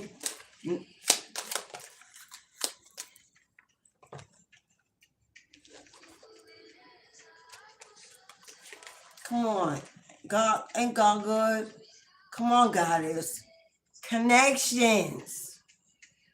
You fear being alone, but you don't trust when they send someone in. How do you move forward towards your life's true calling? Do what makes you happy. Your enthusiasm is what keeps you going. Follow your interests. If it's piqued by something, following these routes will help you discover your life's purpose. You have to reconnect. You have to reconnect with your goal, whatever goal you had that you started out with, that you were determined to achieve. You need to reconnect with it because you've lost connection with your goal, with your desire. You've lost connection with your true desire for what makes you happy. I don't know, maybe chasing something else that you think is more fulfilling, but it won't be. You're supposed to be connected here with your true calling. And your true calling is doing what makes you happy. If it doesn't make you happy, then it's not part of your calling, and it won't sustain. It won't have a foundation. It won't last.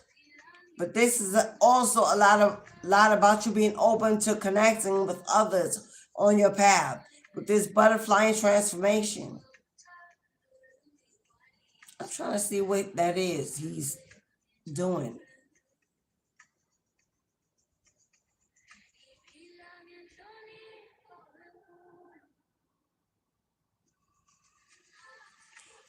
Julia, you know what you might benefit from? Because I see something in my vision. A dream catcher. No, the dream catcher. You need to hang a dream catcher over your bed at night. Get your dream catcher, hang over your bed at night. If it can be colors of blue, gold, or yellow, or orange, you need to hang a dream catcher over your bed at night to help you catch your dreams, catch what you were dreaming about. Because you lost a connection to what makes you happy. You may be chasing something else, but it's not going to make you happy, beloved.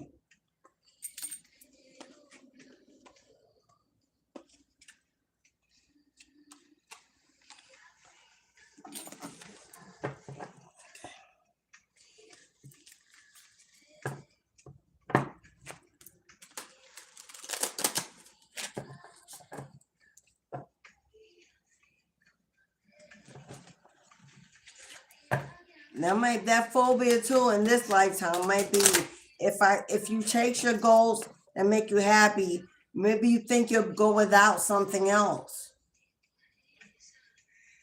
or be without something else. Like you may have to give up something else to chase what will make you happy, but you won't give that up. You won't let go of that.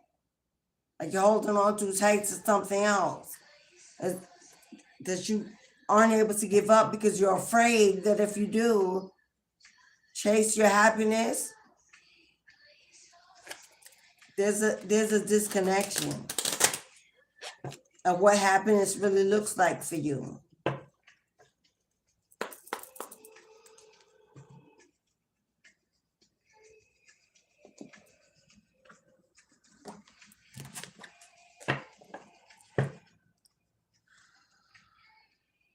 I didn't even give you an energy code number, did I?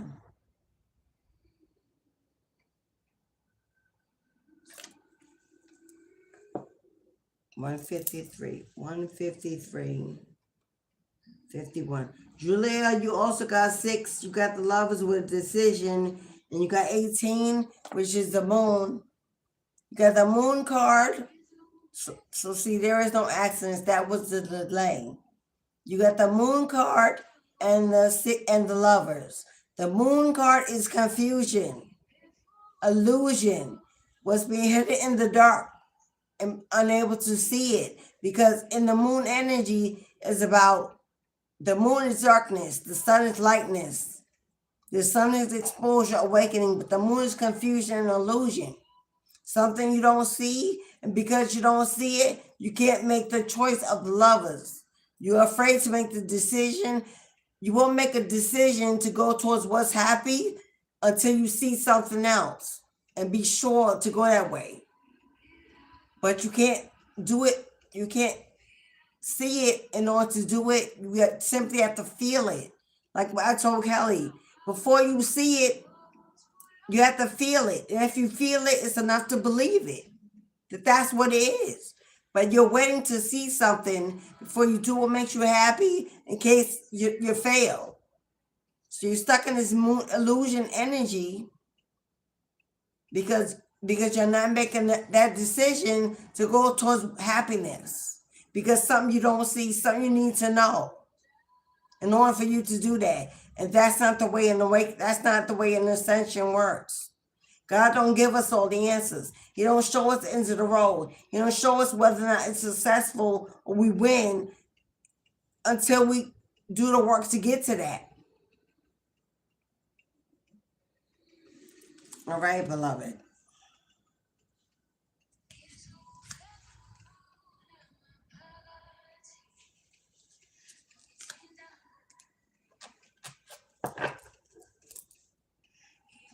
Yep. My right ear, it's funny that my right ear started humming and itching as soon as I turned the deck over and you got the 5 of Swords. Five of Swords is an energy of worrying about somebody taking what is yours. Five of Swords is like the man with the sword holding the swords, and he's running away with it. And there are people in the background that have put their swords down. This is also always worried about what people are saying, what people are doing behind your back. If they're trying to fight you, if they're trying to block you, if they always thinking there's someone else taking something that is yours. And putting too much focus on what is being taken or what has been taken, as opposed to the fact that you are protected and walking in faith, walking in truth, walking in belief, holding on to the knowledge that you are a seed of the divine and that you're provided for and taken care of and protected, and always worrying about what they're doing in the background to fight against you, to stop you, to talk, to gossip about you, gossip and lie and fight and distract. So your distraction may be, your attention may be in the wrong place. Looking back to see who's doing what and when they're doing it, and being ready to be on the defense.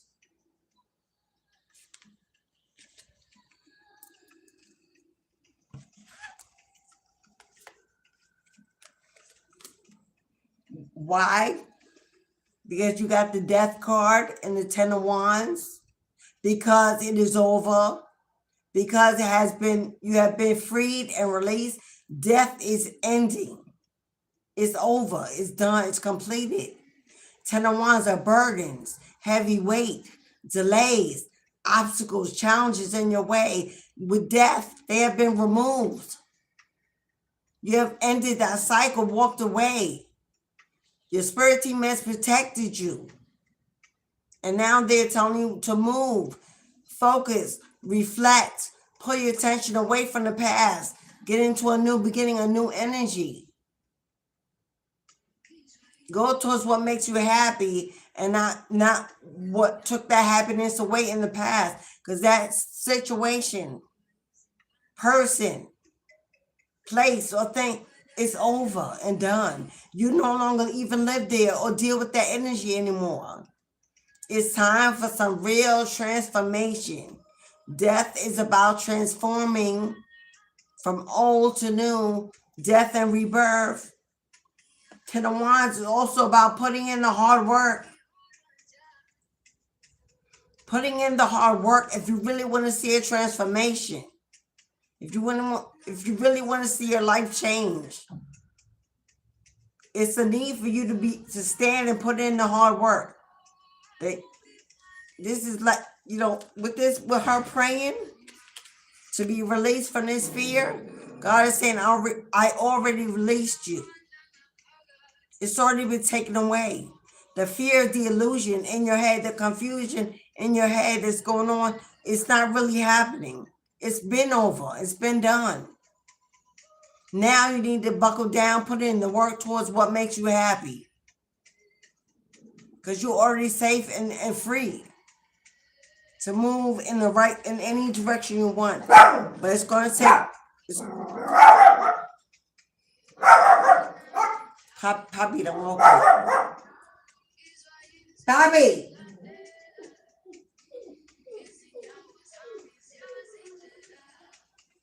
But you're going to have to put in some work. God said, I'm not going to drop it out the sky. Simply because we pray for it, doesn't mean God going to drop it out the sky. There's work that needs to be done to make this happen. And in order for you to do that, you got to break away from this illusion energy that something's going on when it's not. There's nothing going on that's holding you back except you're standing in your own way of happiness. And happiness is still waiting for you. It's still waiting. It's still out there for you. But the work you need to put in is to get rid of these fears and learn to trust. Trust you, trust people, trust situations, trust God is watching, opening doors, assisting you. You got to learn to connect with others And this fear of being alone and staying alone is going to strip you of what will make you happy. All right, beloved? Send you light and love, Julia.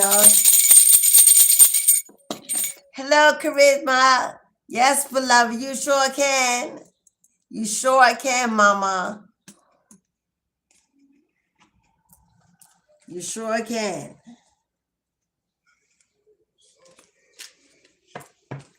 All right, beloved. Let's get in some new energy.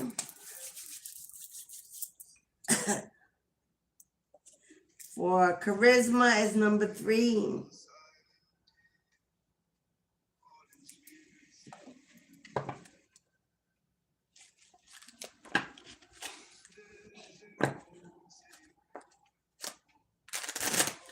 And Julia, because that phobia is a past life energy, you got to work extra hard, my love, to break it. And I know that's not going to be easy. It's not. But what choice do you have if you really want to be happy and healthy? Have love, have a family, a community, systems, and support. And the phobia got to go. You got to find a way to break from your own mind and use your third eye instead. Let it guide you. Everyone can't be the enemy. God put someone to love us all in this earth.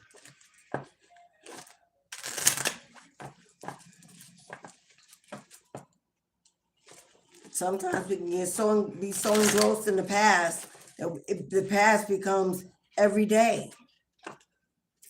And it's already gone and laid away.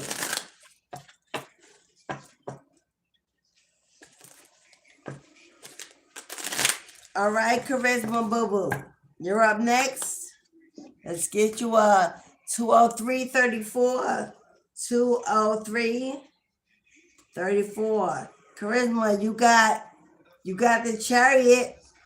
Ooh, something is on the way, Boo Boo. Something is on the way. And you got the 5, which is the Hierophant.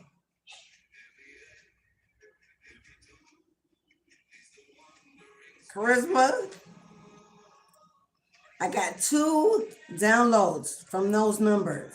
5 is the Hierophant. It represents a spiritual leader. It represents the ancestors guiding you into a higher level of commitment with the divine as a spiritual leader, a teacher. The Hierophant also represents a marriage. 7 is about family and home. Someone could be coming into your life very soon because these are both major arcana. 5 and 7, both single numbers, are major arcanas. They are big transformative shifts happening in your life. God could be sending you in a soulmate. The Hierophant would be a soulmate coming in to provide stability in your home, peace into your home, support into your home life. Or you are on your way, a fast movement, tapping into your spiritual practice, being led by your ancestors, guided by your bloodline to step in. Let's see, beloved, as we begin with your past life energy.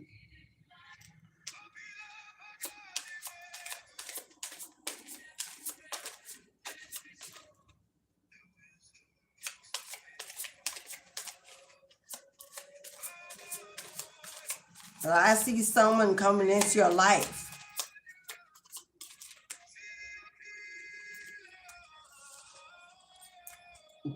They gave you 3. They gave you 3. Okay. All right. And these 3 fell out together, so I had to take them as one. And you're the number 3 on the list, and you got 3 cards. And 5 plus 7 is 12, which is a 3. 333, charisma. Mind, body, and soul is an ascension, an awakening, a transformation. I don't know if you've been seeing 333 lately. The Chariot is the fastest moving card in the tarot deck, and you got the Chariot. The train is a fast moving vehicle. Past life energy. Now, either with the Hierophant in your past life, you may have either been married to or you met your soulmate while traveling. Now, either he worked on the railroad or you both worked on the railroad in some way. He could have worked on building railroads. You could have worked in a caboose. But transportation is a big part of your past life energy. With the Hierophant, you may have met your soul partner while traveling on the railways. Because we got authority figures. That's a judge. That's giving me heavily married in the court of law. You know when you go get married at the courthouse?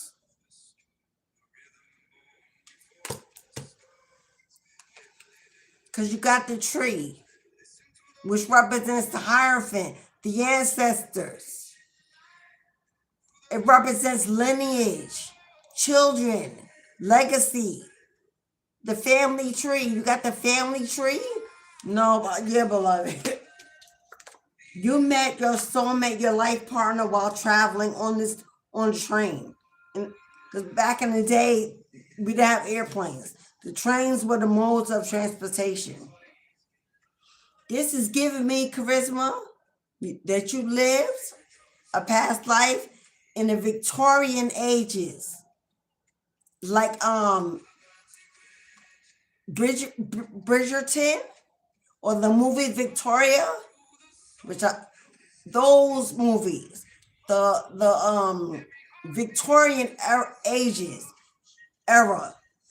That's where you came from, and your spouse either worked on the trains or you met on the trains. You were a wealthy and privileged woman with a whole lot of money, almost like Queen Elizabeth or Queen Victoria.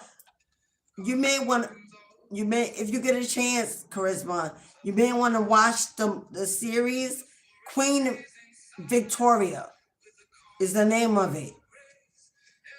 Because that will tell you about your life story. Man, and you had family members that were royal, that worked in the courts. Your family was from money. They were authority figures. Your entire lineage. Your family tree has judges, lawyers, doctors, like high-ranking officials, kings, queens with authority. They over the land, lordships. And you should be living that way this lifetime. What you came back to do this lifetime? To step back into your authority, into your leadership role. Is where you belong, on the throne, calling the shots. Hierophant is a spiritual leader in the temple, in the church, leading nations, ruling over nations as a queen, an empress.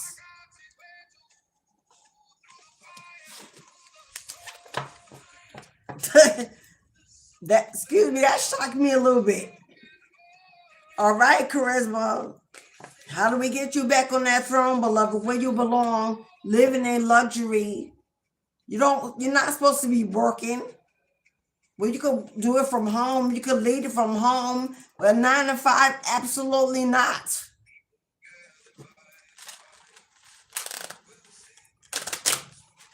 People are supposed to be working for you, cleaning your house, taking care of you, clean your yard, Watering your flowers. This is like ruling over a plantation. Queen Victoria, please watch it.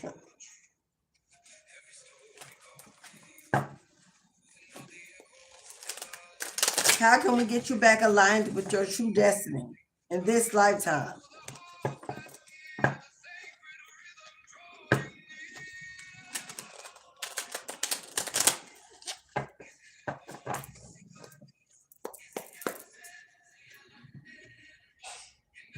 That's you. My baby sneeze. All right, Charisma. All right, reborn. How can we get you reborn back in this lifetime? For Charisma.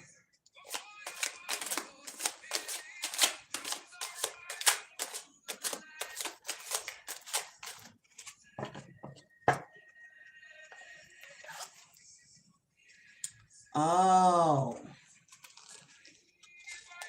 Charisma. You got deception. How do we get you back aligned with your destiny? You got to break free from what's going on in your mind. There's something going on in your mind that's holding you hostage to some kind of deception. And that is pulling down your vibration into low energy.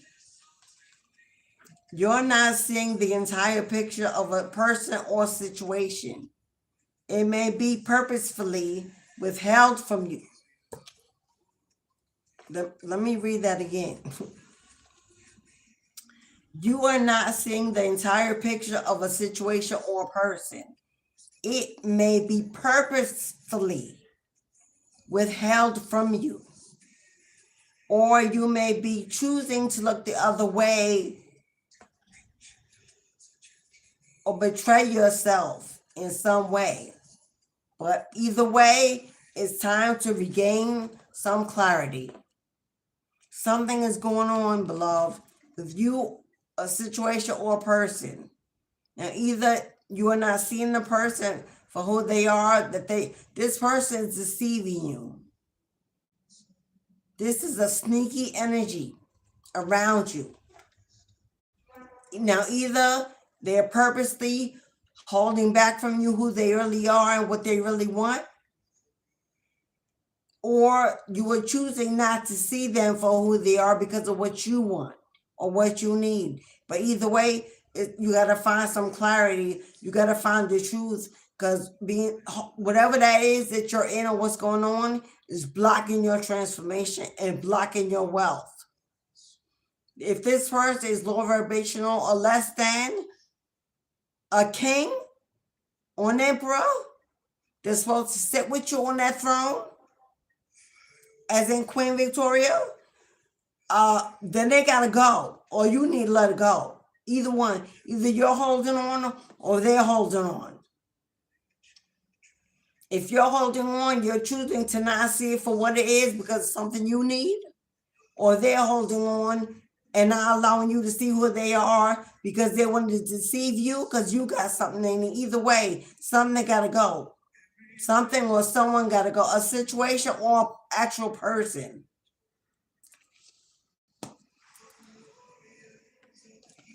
That's the only blockage. There's been a deception. Either you're not aware of it or you are. But either way, it needs to be exposed and dealt with and ended. So you can walk into peace and into your divine destiny. Because a spiritual leader, everything got to go. A spiritual leader to step on the throne and become God's holy vessel voice, inspiration, guidance for nations. Anything less than gotta go.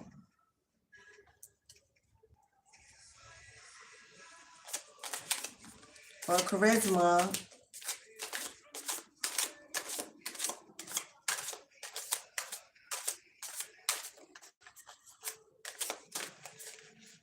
what? These cards are not cooperating. Oh, there's definitely something hidden here.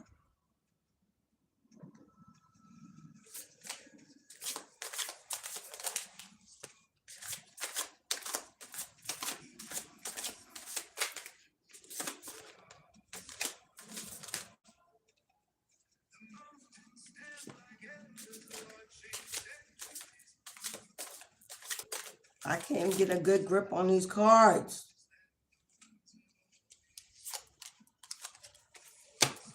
Come on, Charisma. Say what? Say what? Say what? There you are, beloved. A spiritual leader with the high priestess. That's your destiny. See the crown with the cross on top? The temple of the Most High, protected by thorns and roots, surrounding your crown. Your crown is supposed to be connected with the divine energy, wisdom, guidance, lights. You came out as the high priestess, mama.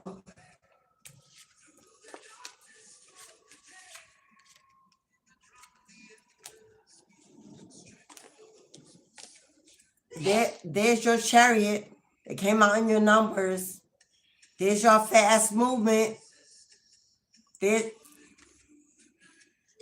are your knights, your warriors. They work for you. You command them. You send them out.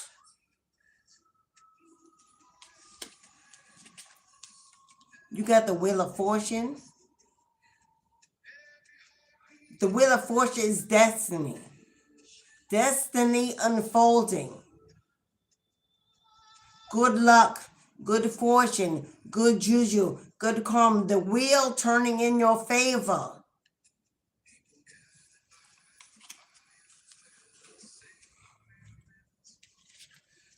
Ace of Wands is a passionate new beginning. Going towards what you're passionate about, what you desire, creating the life, the vision you were meant to achieve, that you see. Determination, resilience, bravery, courage. Just get on your throne if it's your crown and make cuts when necessary. Everything that doesn't align, that doesn't belong, gotta go. Your destiny is larger than life, my love. It includes nations of lineages. And there's no room. There's no room for waste, for energy, people, places, or things when the destiny is this great.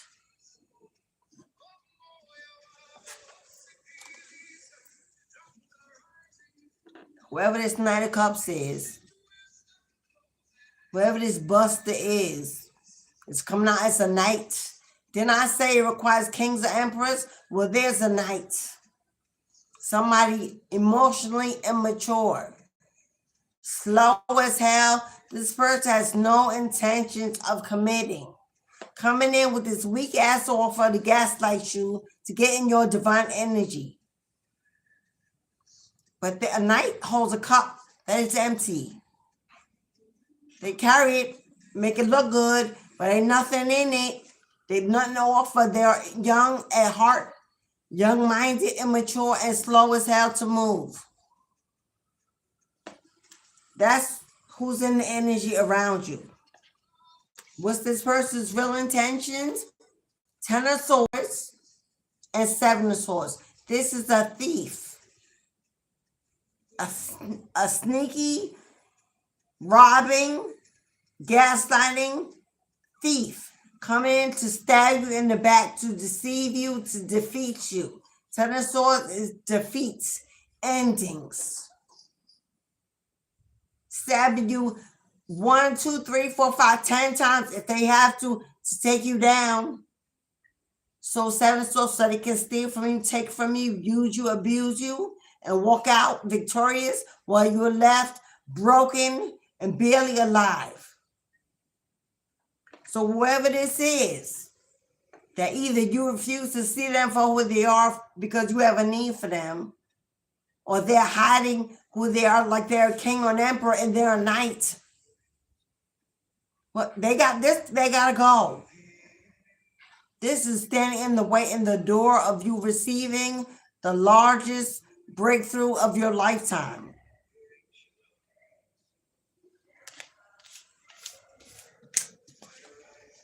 A high priest,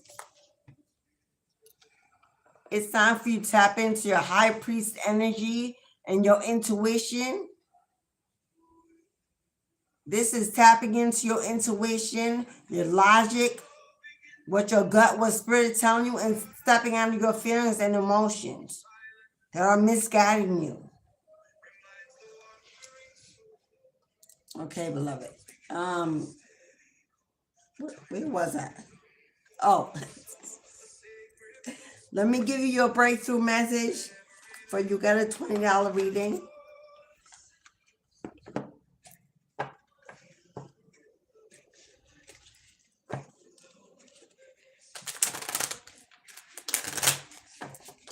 I don't know, these cards are almost, I feel my hands are so stiff. Like they're being blocked or held.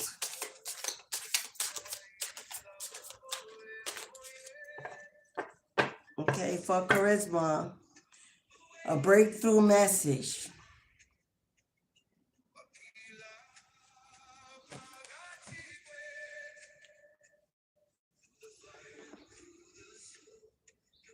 Let your divine guidance, let your spirit messages, let your intuition, let your logic be louder than your doubt. Everything that must go, everything that is gone, everything that is stripped, everything that is wrong that needs to be taken out will be replaced by something greater. Because the high priestess is universally taken care of by the entire universe. There is no one that stands higher other than the star card.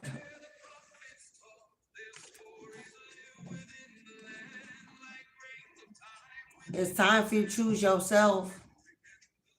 Take that walk alone. Be independent. Stand up on your own feet. Take your power back. Be needy of nothing and no one.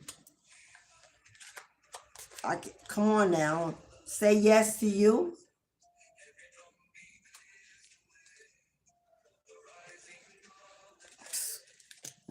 Next card said it's safe. It's safe for you to want more. A high priestess cannot be with a knight. The high priestess belongs the minimum with a king, minimum. At most, a high priest, but at least an emperor. A black crow just flew over my window. Message.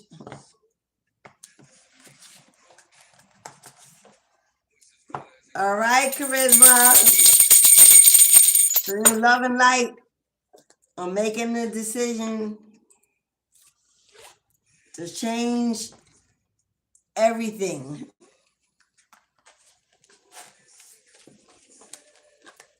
And get on your throne, fix your crown, reconnect, and put your spirit team to work. The high priestess has an entire army at your beck and call to work for you. That's what they do. They came back for you this lifetime. They follow you, they listen, they stand by, they wait day and night, night and day. Put them to work.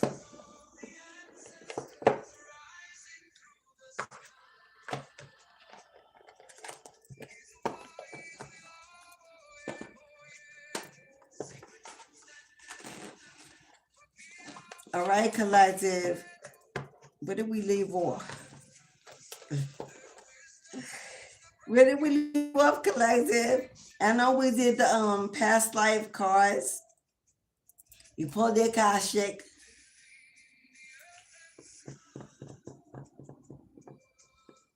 Okay.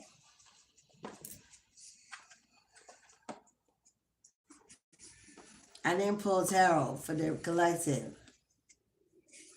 Thank you to everybody that came, joined the chat, joined the live, hit the like button. Thank you to my new subscribers. Welcome in, boo. Good to have you. Readings are $5, $10, or $20. It's the last call before I close the gate. Mistress of the Gates Tarot. I'm Goddess Alicia. Thank you for your presence, for your energy, for your donations, your bookings, your love, and your generosity. If you would like to join the Soul Tribe family, a movement with boots on the ground, $3.99 per month, and you can join the tribe and become part of a community of love, light, and spiritual elevation. You'll receive extra content as well as discounts to all my products or services offline.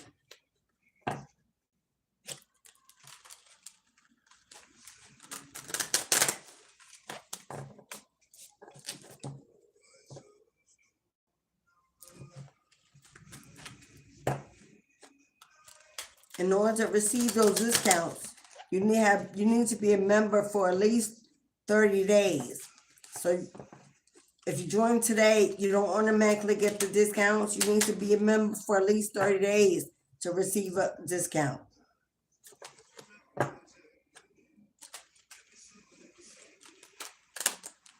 Because I have people that say, oh, I joined today, can I get discount? And I'll say that and then they'll unjoin. It's as if I didn't know that was coming. So to protect myself and my services, you know, it's a shame when spiritualists have to do this to their channel, but the world is what it is. And it's my bread and butter and my calling, and I protect it like it is. Yesterday, Kelly Mann won the full month tarot reading free. So congratulations to Kelly Mann. Every month I give a 1 free hour live tarot reading giveaway. So June will be held soon. But for May, Kelly won. For April, it was Melanated that won. I can't remember who was February and January. Okay, so last call if you want a reading, because I see that upside down. Because we're going to move into the closing out on the collective reading.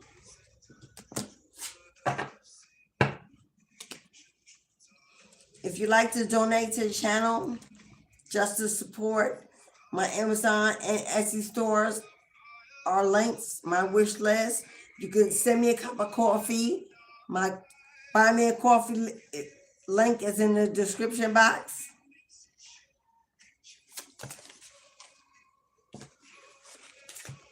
Collective, Ten of Swords, deception, defeat, endings. Queen of Swords, your cutoff game is strong. This is a collective reading source for all watching that did not receive a reading. Your cutoff game has become strong, but so has your voice, your vocals. Somebody here needs to speak up about what's been done to them. Turn your pain into a purpose, into a practice. By speaking up for what has been done, the injustice, the delays, the warfare, the pain and misfortune, speaking up using your voice to reverse the energy of the past from pain into purpose. You need to speak out. A platform, a channel, a podcast, get behind them, write a book, Get it out. Because 4 Wands, 1111, this is stability and security. And security for most of us is in the form of money. How you build stability and security? You speak about the injustice, you put in the work. 10 of Wands is putting in the work, and it may be hard work. It ain't going to come easy peasy overnight compared to what you may see on these platforms. A lot of people are buying subscribers and buying likes. Oh yeah, it's available out there. I've been hit many a times by email. Would you like to buy subscribers? Buy likes is legal. Many of these platforms you see with all these thousands have paid their way to success. So don't compare, don't compete.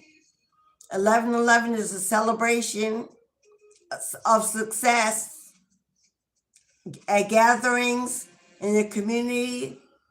Walk into your tribe to be accepted, supported, partnerships, collaborations. For many of you, this is relocation. Moving to a place where you can speak out, tell your story, start that business, start that practice. Take on that work and build the empire that you deserve. Away from family, friends, toxic connections. Some of you may have to move. If you're already a Queen of Swords, and you already have a platform, and you're already speaking, and you're already a truth teller, and you're already out there putting your word out there and inspiring and coaching and leading and mentoring through your voice, putting in the work, the hard work, waiting for it to pay out, waiting for your harvest. This is your harvest coming in. Finally seeing the growth, the abundance that you deserve for all the work you've done. Pushing through the obstacles, the challenges that got in your way. Keep going, keep talking, keep moving, keep working. And it's finally paying off. You'll be able to buy that home, buy that land, relocate, start that business, leave that 9 to 5, start your life.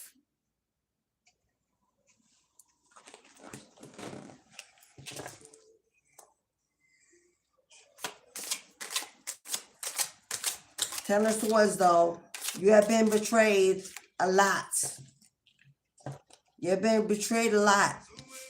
You have felt defeated by others that gathered to fight you, to block you, to break you, to unalive you. You have fought through a lot of pain, a lot of resistance, a lot of struggle.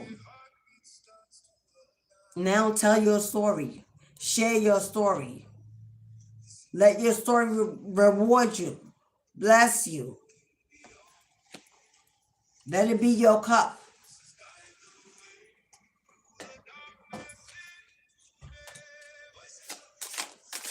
You look a little under the weather. You okay?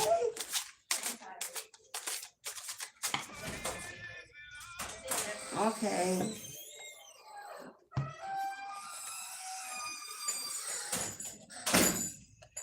Did I not say let it be your cup? With 7 of Cups, breaking through the illusions that you don't have no opportunities. You have not lost an opportunity. There's not been one door that's been opened that was worthy of you. You have yet to walk through the door that values you, pays you, accepts you, supports you, celebrates you. Put out that cup and let God do it. With the 10 of Pentacles. Your 10 of Pentacles is generational wealth, major abundance, great fortune, unexpected income, and a jackpot of overflow.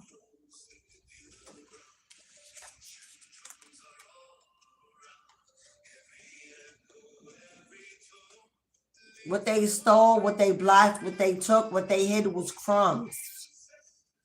Let them have it. God's about to replace it with the kind of abundance they could never even fathom that you would have. And they're going to watch you and regret that they will not be part of your come up or your comeback. God's about to cast you out. Put out your cup. Make sure it's empty of anything that resembles the past, so God can refill it with wholeness, substance, abundance, joy, happiness, contentment, rewards, and blessings. What they took, let them have them crumbs. Let them have them crumbs. Whatever they took wasn't meant for you anyway. Wherever they are, they were not meant to be with you anyway. Somebody gathered with a whole lot of people. Somebody gathered with a whole lot of people. They family, they friends, co-workers, whoever this is. Somebody gathered with a whole lot of people to defeat you. Ten of Swords is like stabbing you so many times that you're out of life.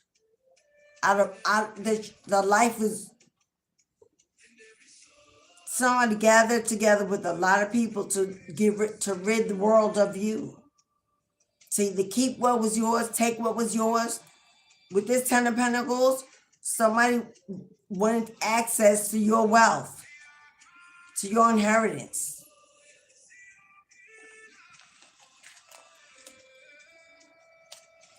And justice said, I will replace, I will find, collect, return tenfold every red cent, every deed, every lie, every gossip, every deceit, everything stolen, delayed, blocked, hidden. Justice is here, baby. Karma is here.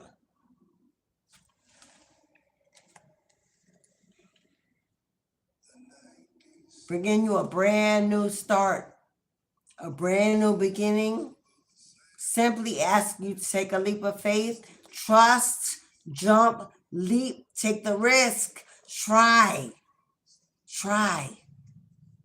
You're going to be surprised at the blessing God has in store for you if you simply just move and try. Take action. Take a leap. Jump. You've fallen before and you've fallen so many times, and you get back up every time. And every time that you've risen, it's made you tougher and stronger and wiser.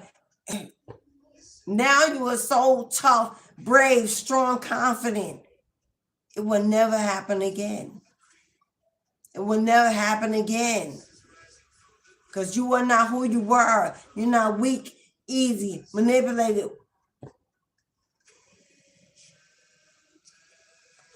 So do it. 0 is starting off the beginning. Knowing that your 10 of Pentacles is what is at the end of the road. If you need to know, if you need assurance, there's 10 of Pentacles at the end of your road. Jackpot, wealth that will last for generations, generational, enough to save, invest, take a vacation, buy a house, buy land, and build and give and bless and heal others. To remember, to reach back and pull up.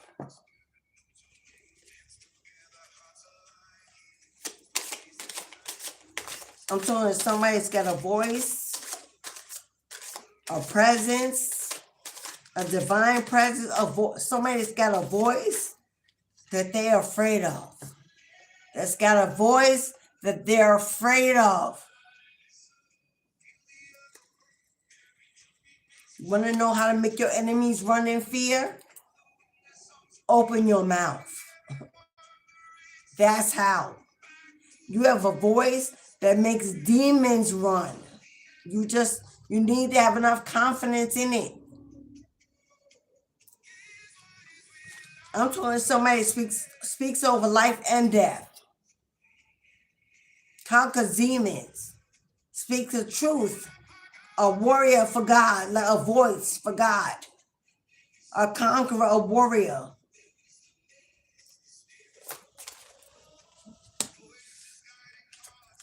A demon slayer.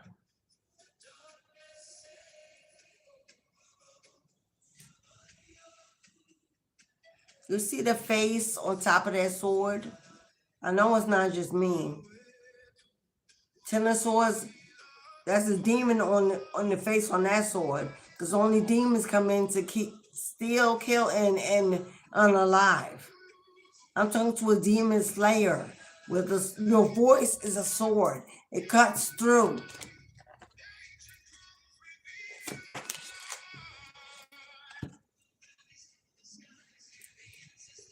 Two of Wands. So what's your next step? Two of Wands is standing at the edge of a crossroads, standing on green and fertile pastures, looking out into the sun.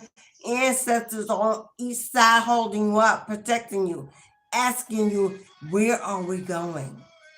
Where are we going? What is your next step? What is the vision? Give us the assignment. Where are we taking you? What does it look like? What do you want? Stop sitting and looking out the window as life passes you by. Let them take you to exactly the life you see for yourself. Speak to them. They're right there. Talk to them. Communicate with them. Light a candle. Get by a window in the moonlight, under the stars, under the sun, and have a conversation with your team. Tell them what you want, because they are waiting to work for you. But if you're just sitting praying to one person, one energy all day long, and nothing is moving, maybe tap into your ancestors, your bloodline. God is good. We were raised on that. God is grace. God is good. Lord, I thank you for, remember that for this food. Amen. Sometimes you need to rage out and speak to more than just God. Your entire bloodline is there. Your spirit team is there. Sometimes God is busy healing babies that got cancer or feeding the homeless. And God's saying you're able-bodied. So right now I'm over here dealing this serious situation. So you say, you know what, God, I got it. My ancestors are right. Hello, my spirit team, my deities. Give God a break. And tap into your royal energy. They work too. And there's a whole lot more of them than one creator. You give them each an assignment to work for you, to assist you. But remember ancestral veneration. Thank you, beloved. Don't forget rains.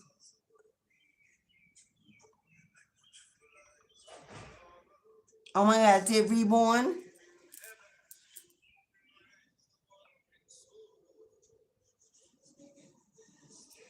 Oh my, thank you so much, Kelly.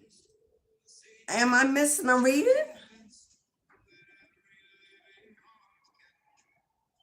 I did Charisma, Julia, Kelly. Rain booked a reading. I did not even see it.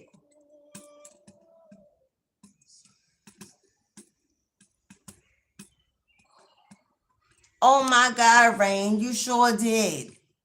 I am so sorry, beloved. No, I got Rain mixed up with Reborn. Oh, thank you so much, Kelly. I'm going to give you Rain, I am so sorry, Raina.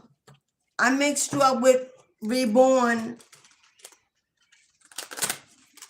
And yours was supposed to be before that. Or was it after? Thank you, Kelly. You know what? I'm going to have to give my moderators my direct number. So when I'm in the chat, you can text me.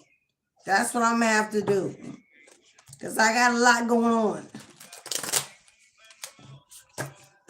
I'm sorry, Rain. Thank you, Kelly.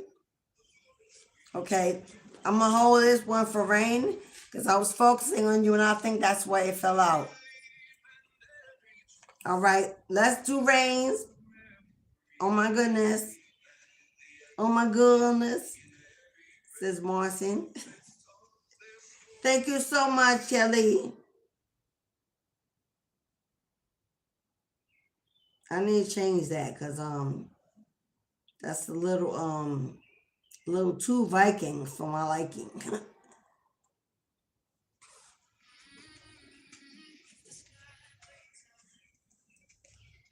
All right, Rain. Woo! I'm sorry, boo boo.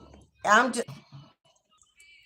don't know why I didn't put Rain's name. Thank you, beloved. Rain. I'm sorry, Rain. I'm glad you're still here. Because Rain be on the move in the supermarket and okay. Let's get you, Rain. My little fairy queen. I know Rain is Faye. I know you Faye, beloved. I have no doubt. Rain is your Faye. So I call Rain my little fairy queen.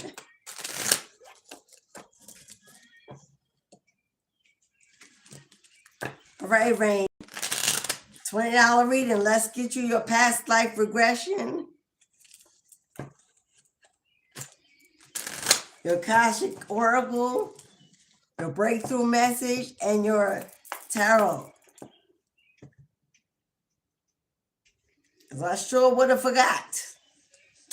Whew, I got a lot going on. Poor Poppy had a little surgery yesterday. He's good. He had a little surgery to him around his neck yesterday. And we were you would have thought we had a brand new baby in the hospital for that dog. He's okay. He's laying around. He's still a little, he was on anesthesia. So he came in here.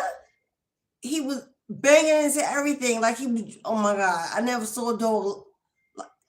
It was a little scary, but he's good. And even still, he barked a little today. Okay. Let me, for Rain's reading. Past life energy for Rain. For Arena.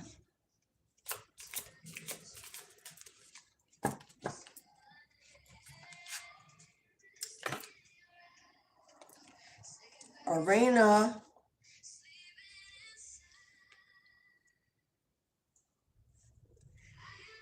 You got Atlantis, mama.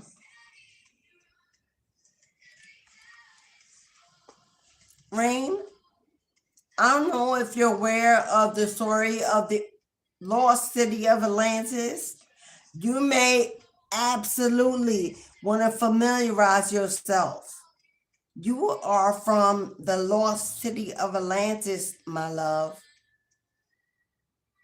Your last lifetime, your ancestors are below sea level. They have never been able to reach it since it descended. We humans can't even get down there anymore. It's below sea level. With the orca whales, you are heavily tied to the ocean, to the orca whales. They're the mammals of the ocean. You definitely have a voice because they sing. They let off a sonic frequency. I don't know if you sing or if you ever sung, but you have a frequency that's not earthly, that you can use to attract money. You have a sonic frequency that you can send out through a call to attract abundance, but you must do it by the ocean.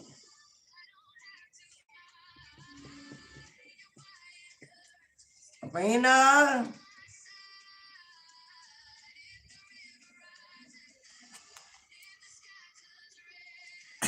I'm trying to hold my tongue because, oh my God, would I like to work with you. I also have ancestral bloodlines to Atlantis.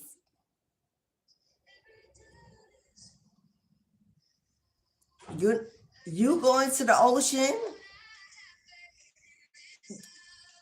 man,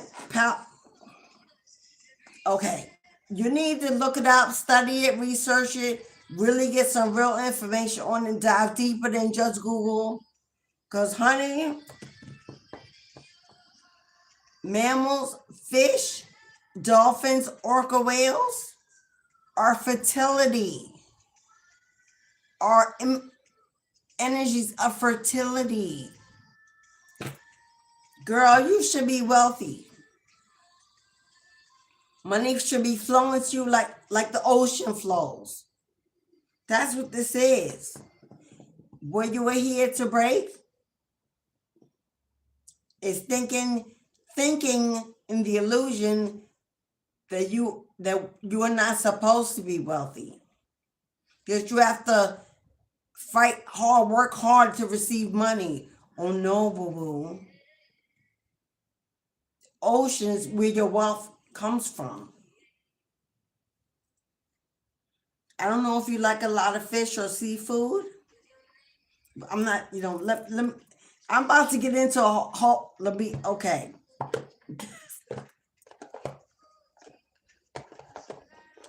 All right, beloved. Just do your research on that lost city, and it's going to give you so much.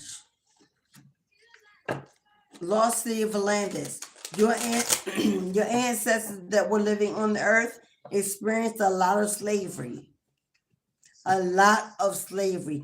A lot of chaos and destruction. Cities burnt down. People's burnt down. Children killed. And the story is going to make you cry. Because when you realize this was your bloodline, your family, your people, and you see what was done, you're going to cry a lot. I cried a lot. I was angry and enraged a lot. Your ancestors were scientists, mathematicians, scholars, wise, gifted teachers, doctors, community leaders. That's generational wealth that was left for you. But you got to go to the ocean and get it. Rain, are you a water sign, Rain? You do. Are you a water sign?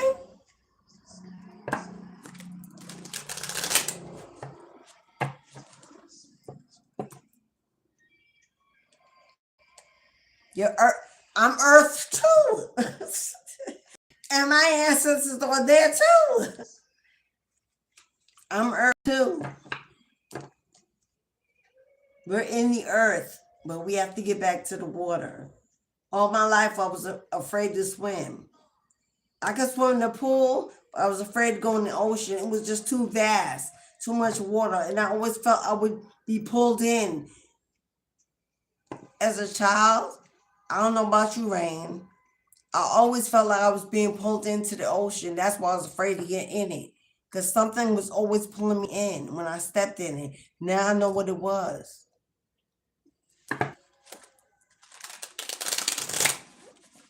But once you lose that childhood fear and you step in and you embrace the pull, you realize it's a connection, so then you don't fear that they will pull you in to hurt you. Girl, now you know why. Now you know why. Let me get you a Cashapp truth. What stands in the way of wealth and your ability to manifest the flow of energy, the flow of abundance, the flow of anything? Everything in your life should flow. With slavery and the murders and the killings, it could be a fear.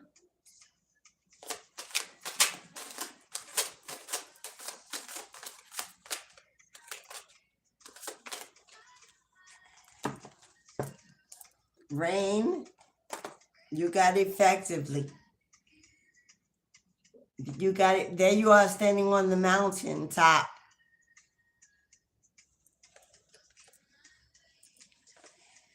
Your blockage is you need to focus on doing things more effectively. Find the right way to do it and give it your all. You will see results. Every effective action is a step towards procrastination, because that came out in the reading. This card came out with procrastination. Maybe impulsively doing things for a quick effect, but then when it's not quick, you pull back. Find a way to do things effectively, which means it will stick and it will stay. Maybe you do things, like I said, they don't last. It don't stay. It always goes away. There's no longevity. So there's a fear of, why do it if it won't? Why do it if I can't achieve? Will it be successful? Yeah. So procrastination and fear of judgment are your two shadows that will work on. The fear comes from what they experienced. So that's the energetic cord. And the procrastination is that it won't, because there's always something in the way. That's also an energetic cord.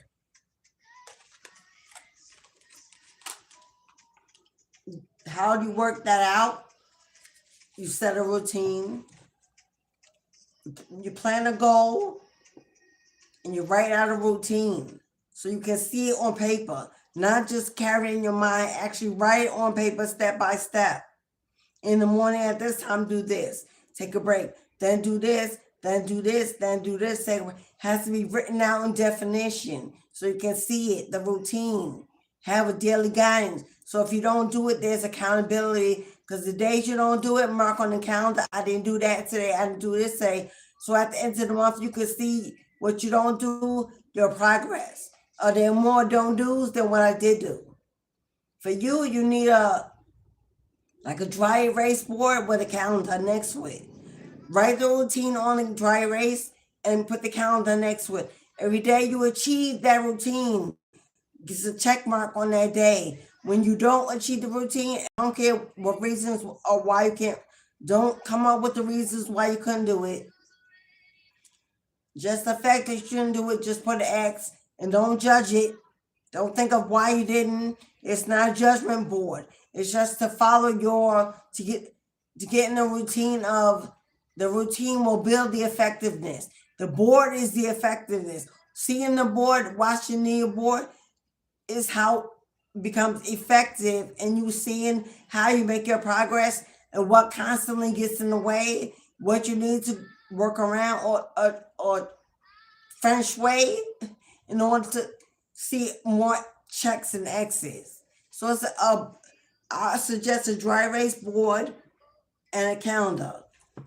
And then set your goal for that week. Don't set a whole list of goals. Just pick one at a time. One goal, 1 week. 7 to 10 days. I'll achieve this. I'll do this. I don't care if it's grocery shopping or doing the laundry or whatever it is. It's still a goal. Once you see how much, it will tell you what's in your way, what's the distraction, yada, yada, yada. I had to do that once, because I had 3 kids and I had a job and I had a practice and I had a home and I had laundry, and if I did every day, at the end of the day, I felt like there was movement and then get really nothing done. It was time that was being like I was spinning around. I felt busy, but I really wasn't busy. So I had to see it, Yeah, and now I don't need it. Now I'm gonna pull you tarot. I didn't give you. Why am I not giving these energy codes? 301 rain. You got 30133. Rain. You got angel number 333 and angel number 133. Write them down. Look them up. Because this is an alignment of your mind, body, and soul. Just about getting your chakras in alignment. For one, it's the awakening that brings in the alignment. So there's something that you're about to be awakened to that's going to bring in some alignment. Because the card that fell out that held for you was the Six of Pentacles. Six of Pentacles is exchanging your energy to receive something in return equally. This is about you no longer putting out more than you receive because you're just too nice or too helpful. And then at the end of the day, you're in regret because you go without and everybody else got what they need. This is about you only engaging in energies that are equally reciprocal. If they can't do for you, if it ain't giving nothing back, if it's not elevating, inspiring, or paying you, then that's a no. There's no, you can't have it today and pay me tomorrow. No, I can't do it today and wait for something tomorrow. Don't do that. Exchanging your energy, your time, your wisdom, your knowledge, your money, your help, whatever it is you exchange, but it must be equal. Because then you're learning to give and not receive. That routine is going to be a pattern, a habit. And it's not going to walk you into your destiny. I do see generosity being given to you for something you're going to do or something you've done, but you make sure you get it. Stop saying no. Some of us are so kind and generous that we give and give and give. And then when somebody tries to give to us, it's okay. You don't have to do it. It's all right. We almost feel guilty taking. It's time to remember that you deserve every time you give. You deserve something in return, and more than just a thank you. That thank you don't pay no bills. It don't. And people know that you have a life to live like they do, and that you need to. So it ain't like they don't know, boo-boo. Takers will take as long as you give. You have to set some strong boundaries and say, if I do this, what you gonna do? If I give you I need this too. If I do this, can you do that? Watch how people change.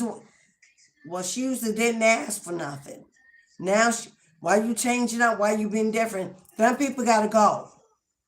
Because they are takers and not givers. Let people's energy show you. When you change to better your life, watch how people begin to treat you. That'll let you know they need to go. They're not for your highest good. Okay, I was about to shuffle this deck backwards. That's a sign. Because something is backwards. Or you gotta take a look back at something and look at it in a different way. Yep. Because you got Queen of Swords, Rain. Queen of Swords is something you may need to speak up about. It's something you may need to speak up about. Something you need to be truthful about. And something you may tell or reveal or expose. Because you got that voice. You got that voice that cuts through the bullshit. And people know it. People don't push you too far. Maybe just far enough. But that you got that voice slays demons.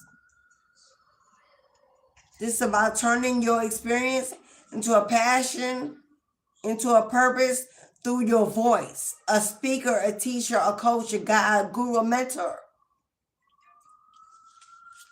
Because the Chariot, which There's your warrior teams coming in, and they're moving fast to bring something in. Page of Swords is knowledge, is a student of knowledge, wisdom, insight, because there's something you need to be sharing, telling, exposing, speaking about. Gaining knowledge, gaining wisdom, gaining the information to be comfortable, putting it out there.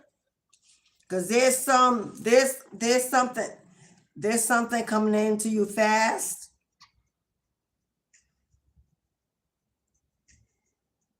What is this Chariot? What is this Chariot?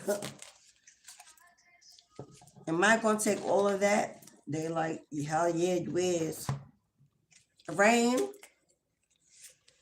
There's your money.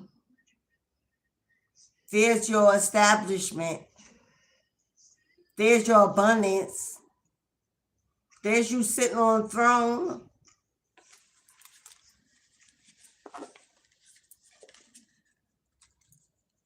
A speaker of wisdom and knowledge, coaching, teaching, leading, wise, logical,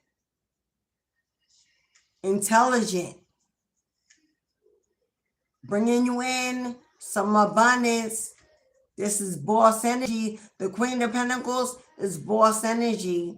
It's a step up, a level up in your financial status, building and achieving and receiving.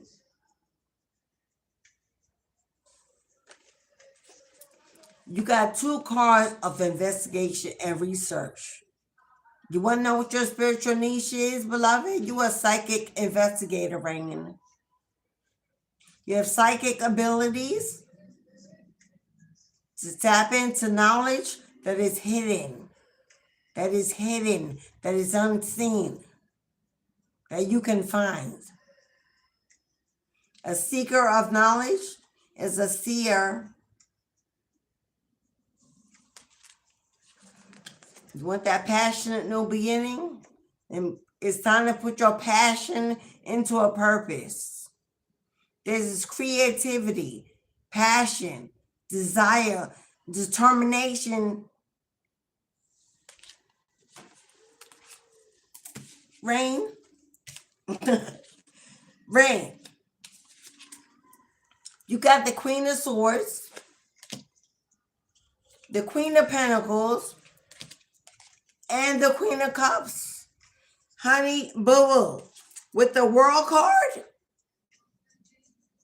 not only have you closed out old cycles and tapping into a new beginning,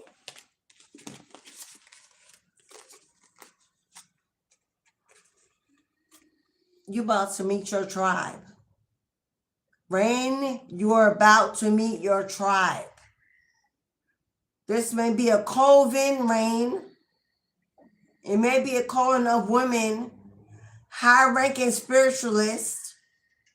This is collaboration. You being pulled in. Somebody's Rain.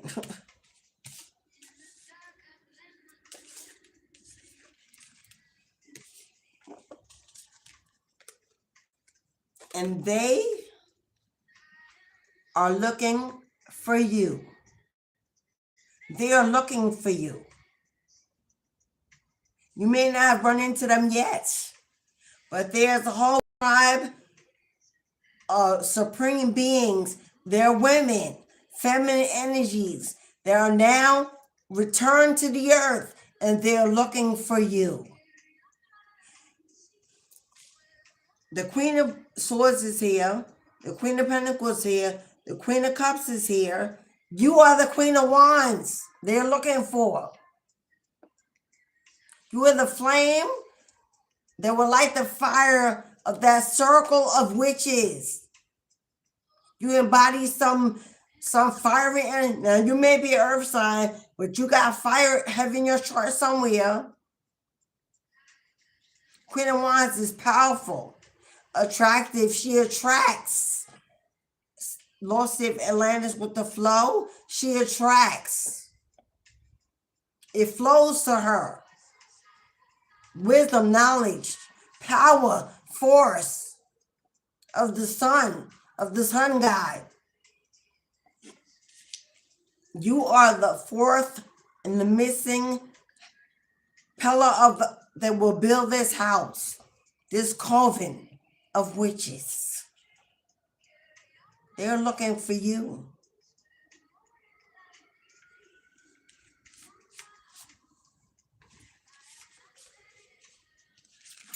They're looking for you. This is gonna happen. This is being divinely guided to happen.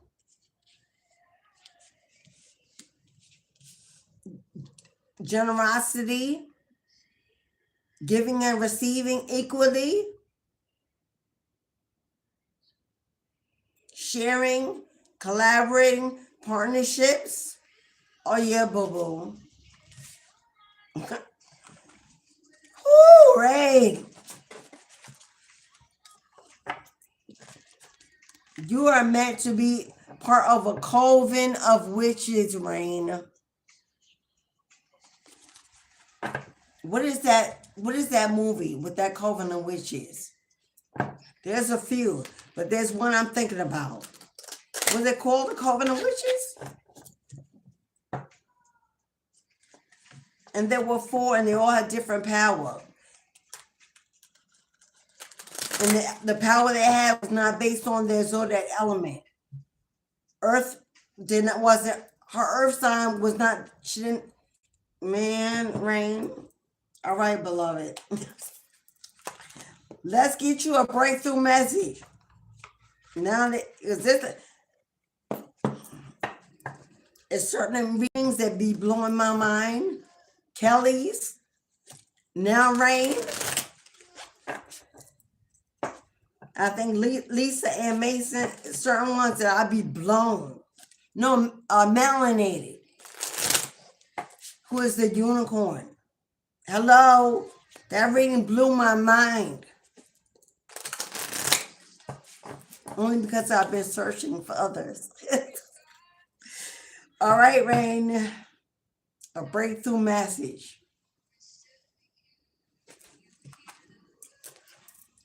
Oh my God. What did I just say, Rain? What did I just say? Queen of Wands. It's your fire that they want, that they need to complete this coven. I got goosebumps all over my body.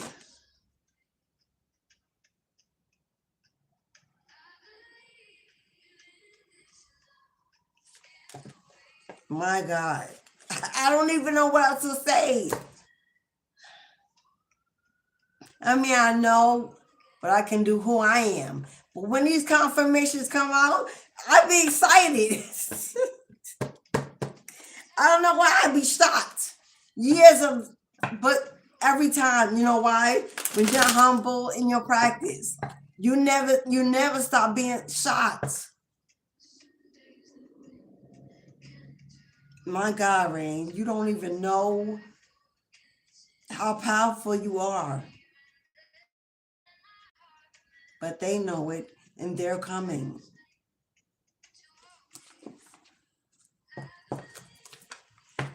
Because they are looking for you. They sent you back, but now it's time for them to pick you up. And get ready. Get you ready. Because a coven of witches is not here to transform the people. They're not here to transform the people. They're here to transform the planet, the Gaia herself. They work with the elements of nature to change locations of countries, states, islands, like they're here to heal Gaia. They're here to heal Gaia for generations to come, to restore the earth.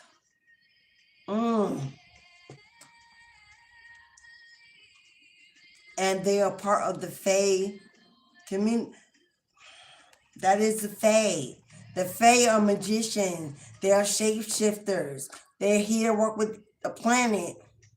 They restore the planet. They change the elements, the wind, the ocean, the trees, the soil, the plants, everything.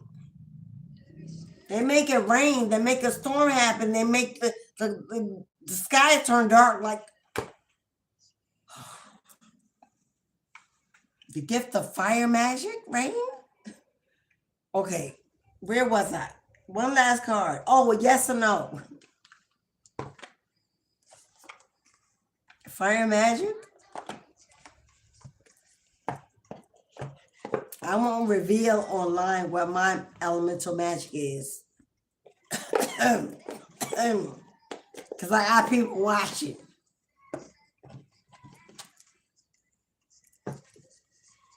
But all the anointed have them. But when you find your 1 or 2 or 3 or 4, you can walk out in the middle of traffic and make it stop. Rain, fire magic. Man. Rain, if you want to follow a deity or work with a deity, in the energy of the lost city of Atlantis, which goes back to Mother Africa, to the original, to the Yoruba, to the Ifa, I would strongly suggest, Rain, that you work with Oya, or the goddess Oya, O-A-Y. Strongly suggest you start build an altar, work with her. Oya. She is the goddess of lightning and fire. You want to work with the mother goddess along with Oya? You can also work with Oya and Yemaya. She will be your water, Oya will be your fire. I would have altars for both of them. And for altar, you can get you a simple eating tray table and put it in your house, put a cloth on it, or you get a red cloth, and Yemaya gets a blue cloth. And I will work with them closely.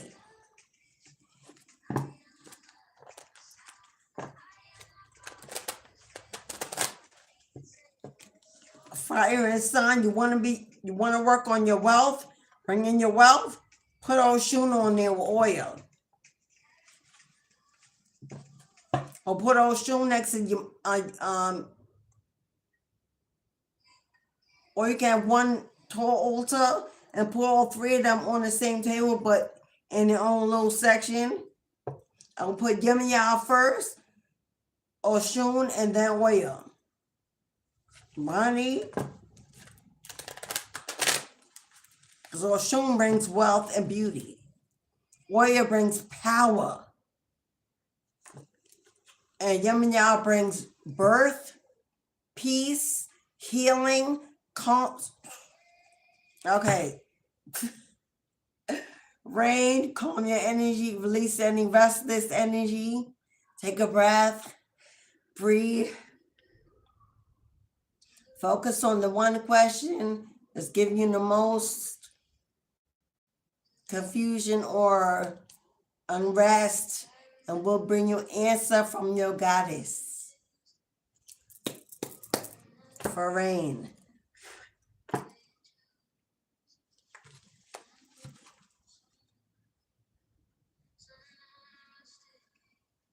Rain, have you been worried about somebody stealing something from you? Are you worried about somebody stealing or doing something from behind your back? Because this is the energy about somebody stinging around behind your back, stealing, taking, hiding. And what that may be, it may not be who you think it is. It's definitely somebody, but it may not be the person you think it is. Deceit, lies, trickery, cheating, theft, underhanded dishonesty, and dangerous, risky behavior. An enemy masquerading as your friend.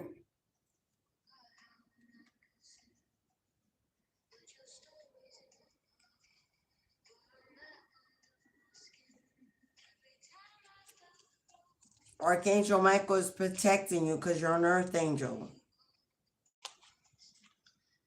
Are you wondering if this is your partner that's doing it?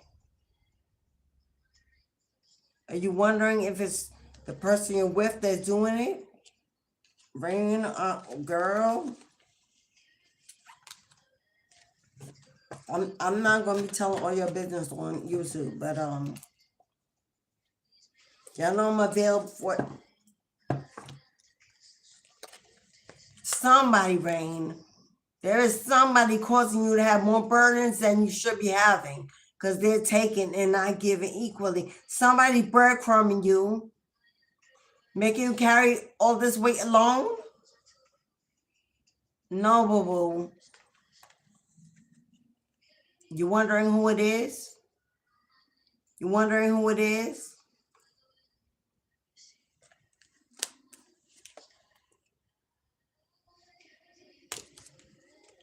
Six of Pentacles came out again.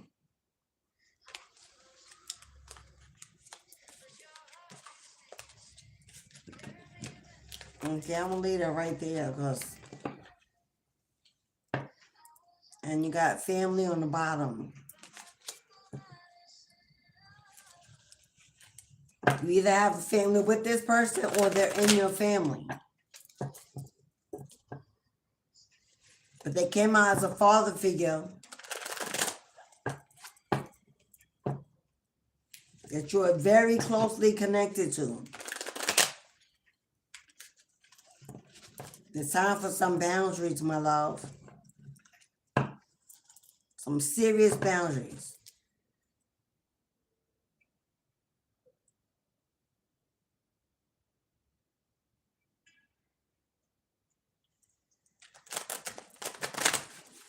All right, beloveds. Thank you, Ray. Thank you for your patience.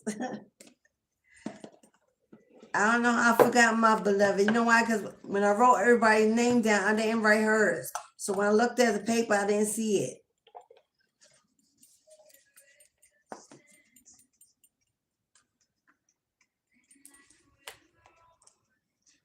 Girl, you like that fire. And you burn down the forest if you have to. Let them know it's time to stop playing with you.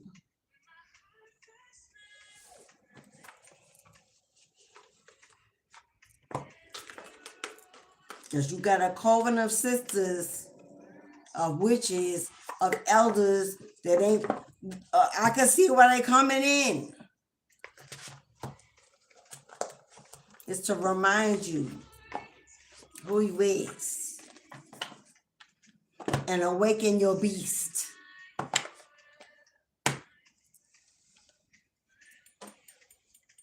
Yeah, nah. They is full of dark feminine energy that don't play. And when we come back, we forget who we are. It takes us a lifetime to get back to it sometimes. They about to remind you who you is and what you can do.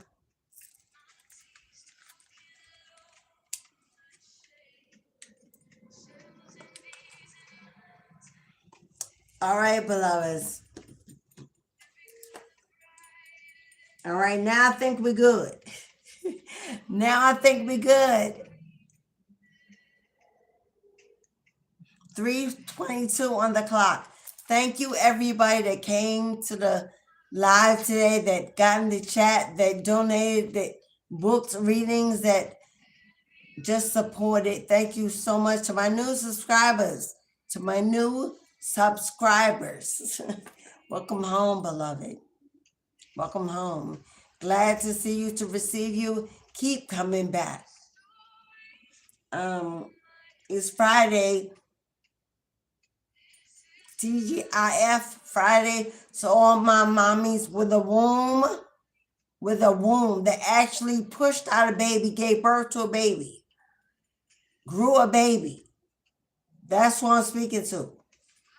May you have a blessed and prosperous Mother's Day on Sunday. May you receive the love, the community, the family, the acknowledgement that you deserve on Mother's Day. I take a moment to honor you and all the wombs that have sacrificed and surrendered to procreate upon this earth. That's what keeps it going. And for those mamas who've lost your babies in the physical, but not in the spiritual plane, they are still here. They're with you. Spend your day, take your time, have your moment of mourning, but don't sit in it long. There's beauty in life. And they're always with you, and they're smiling down on you on your day too.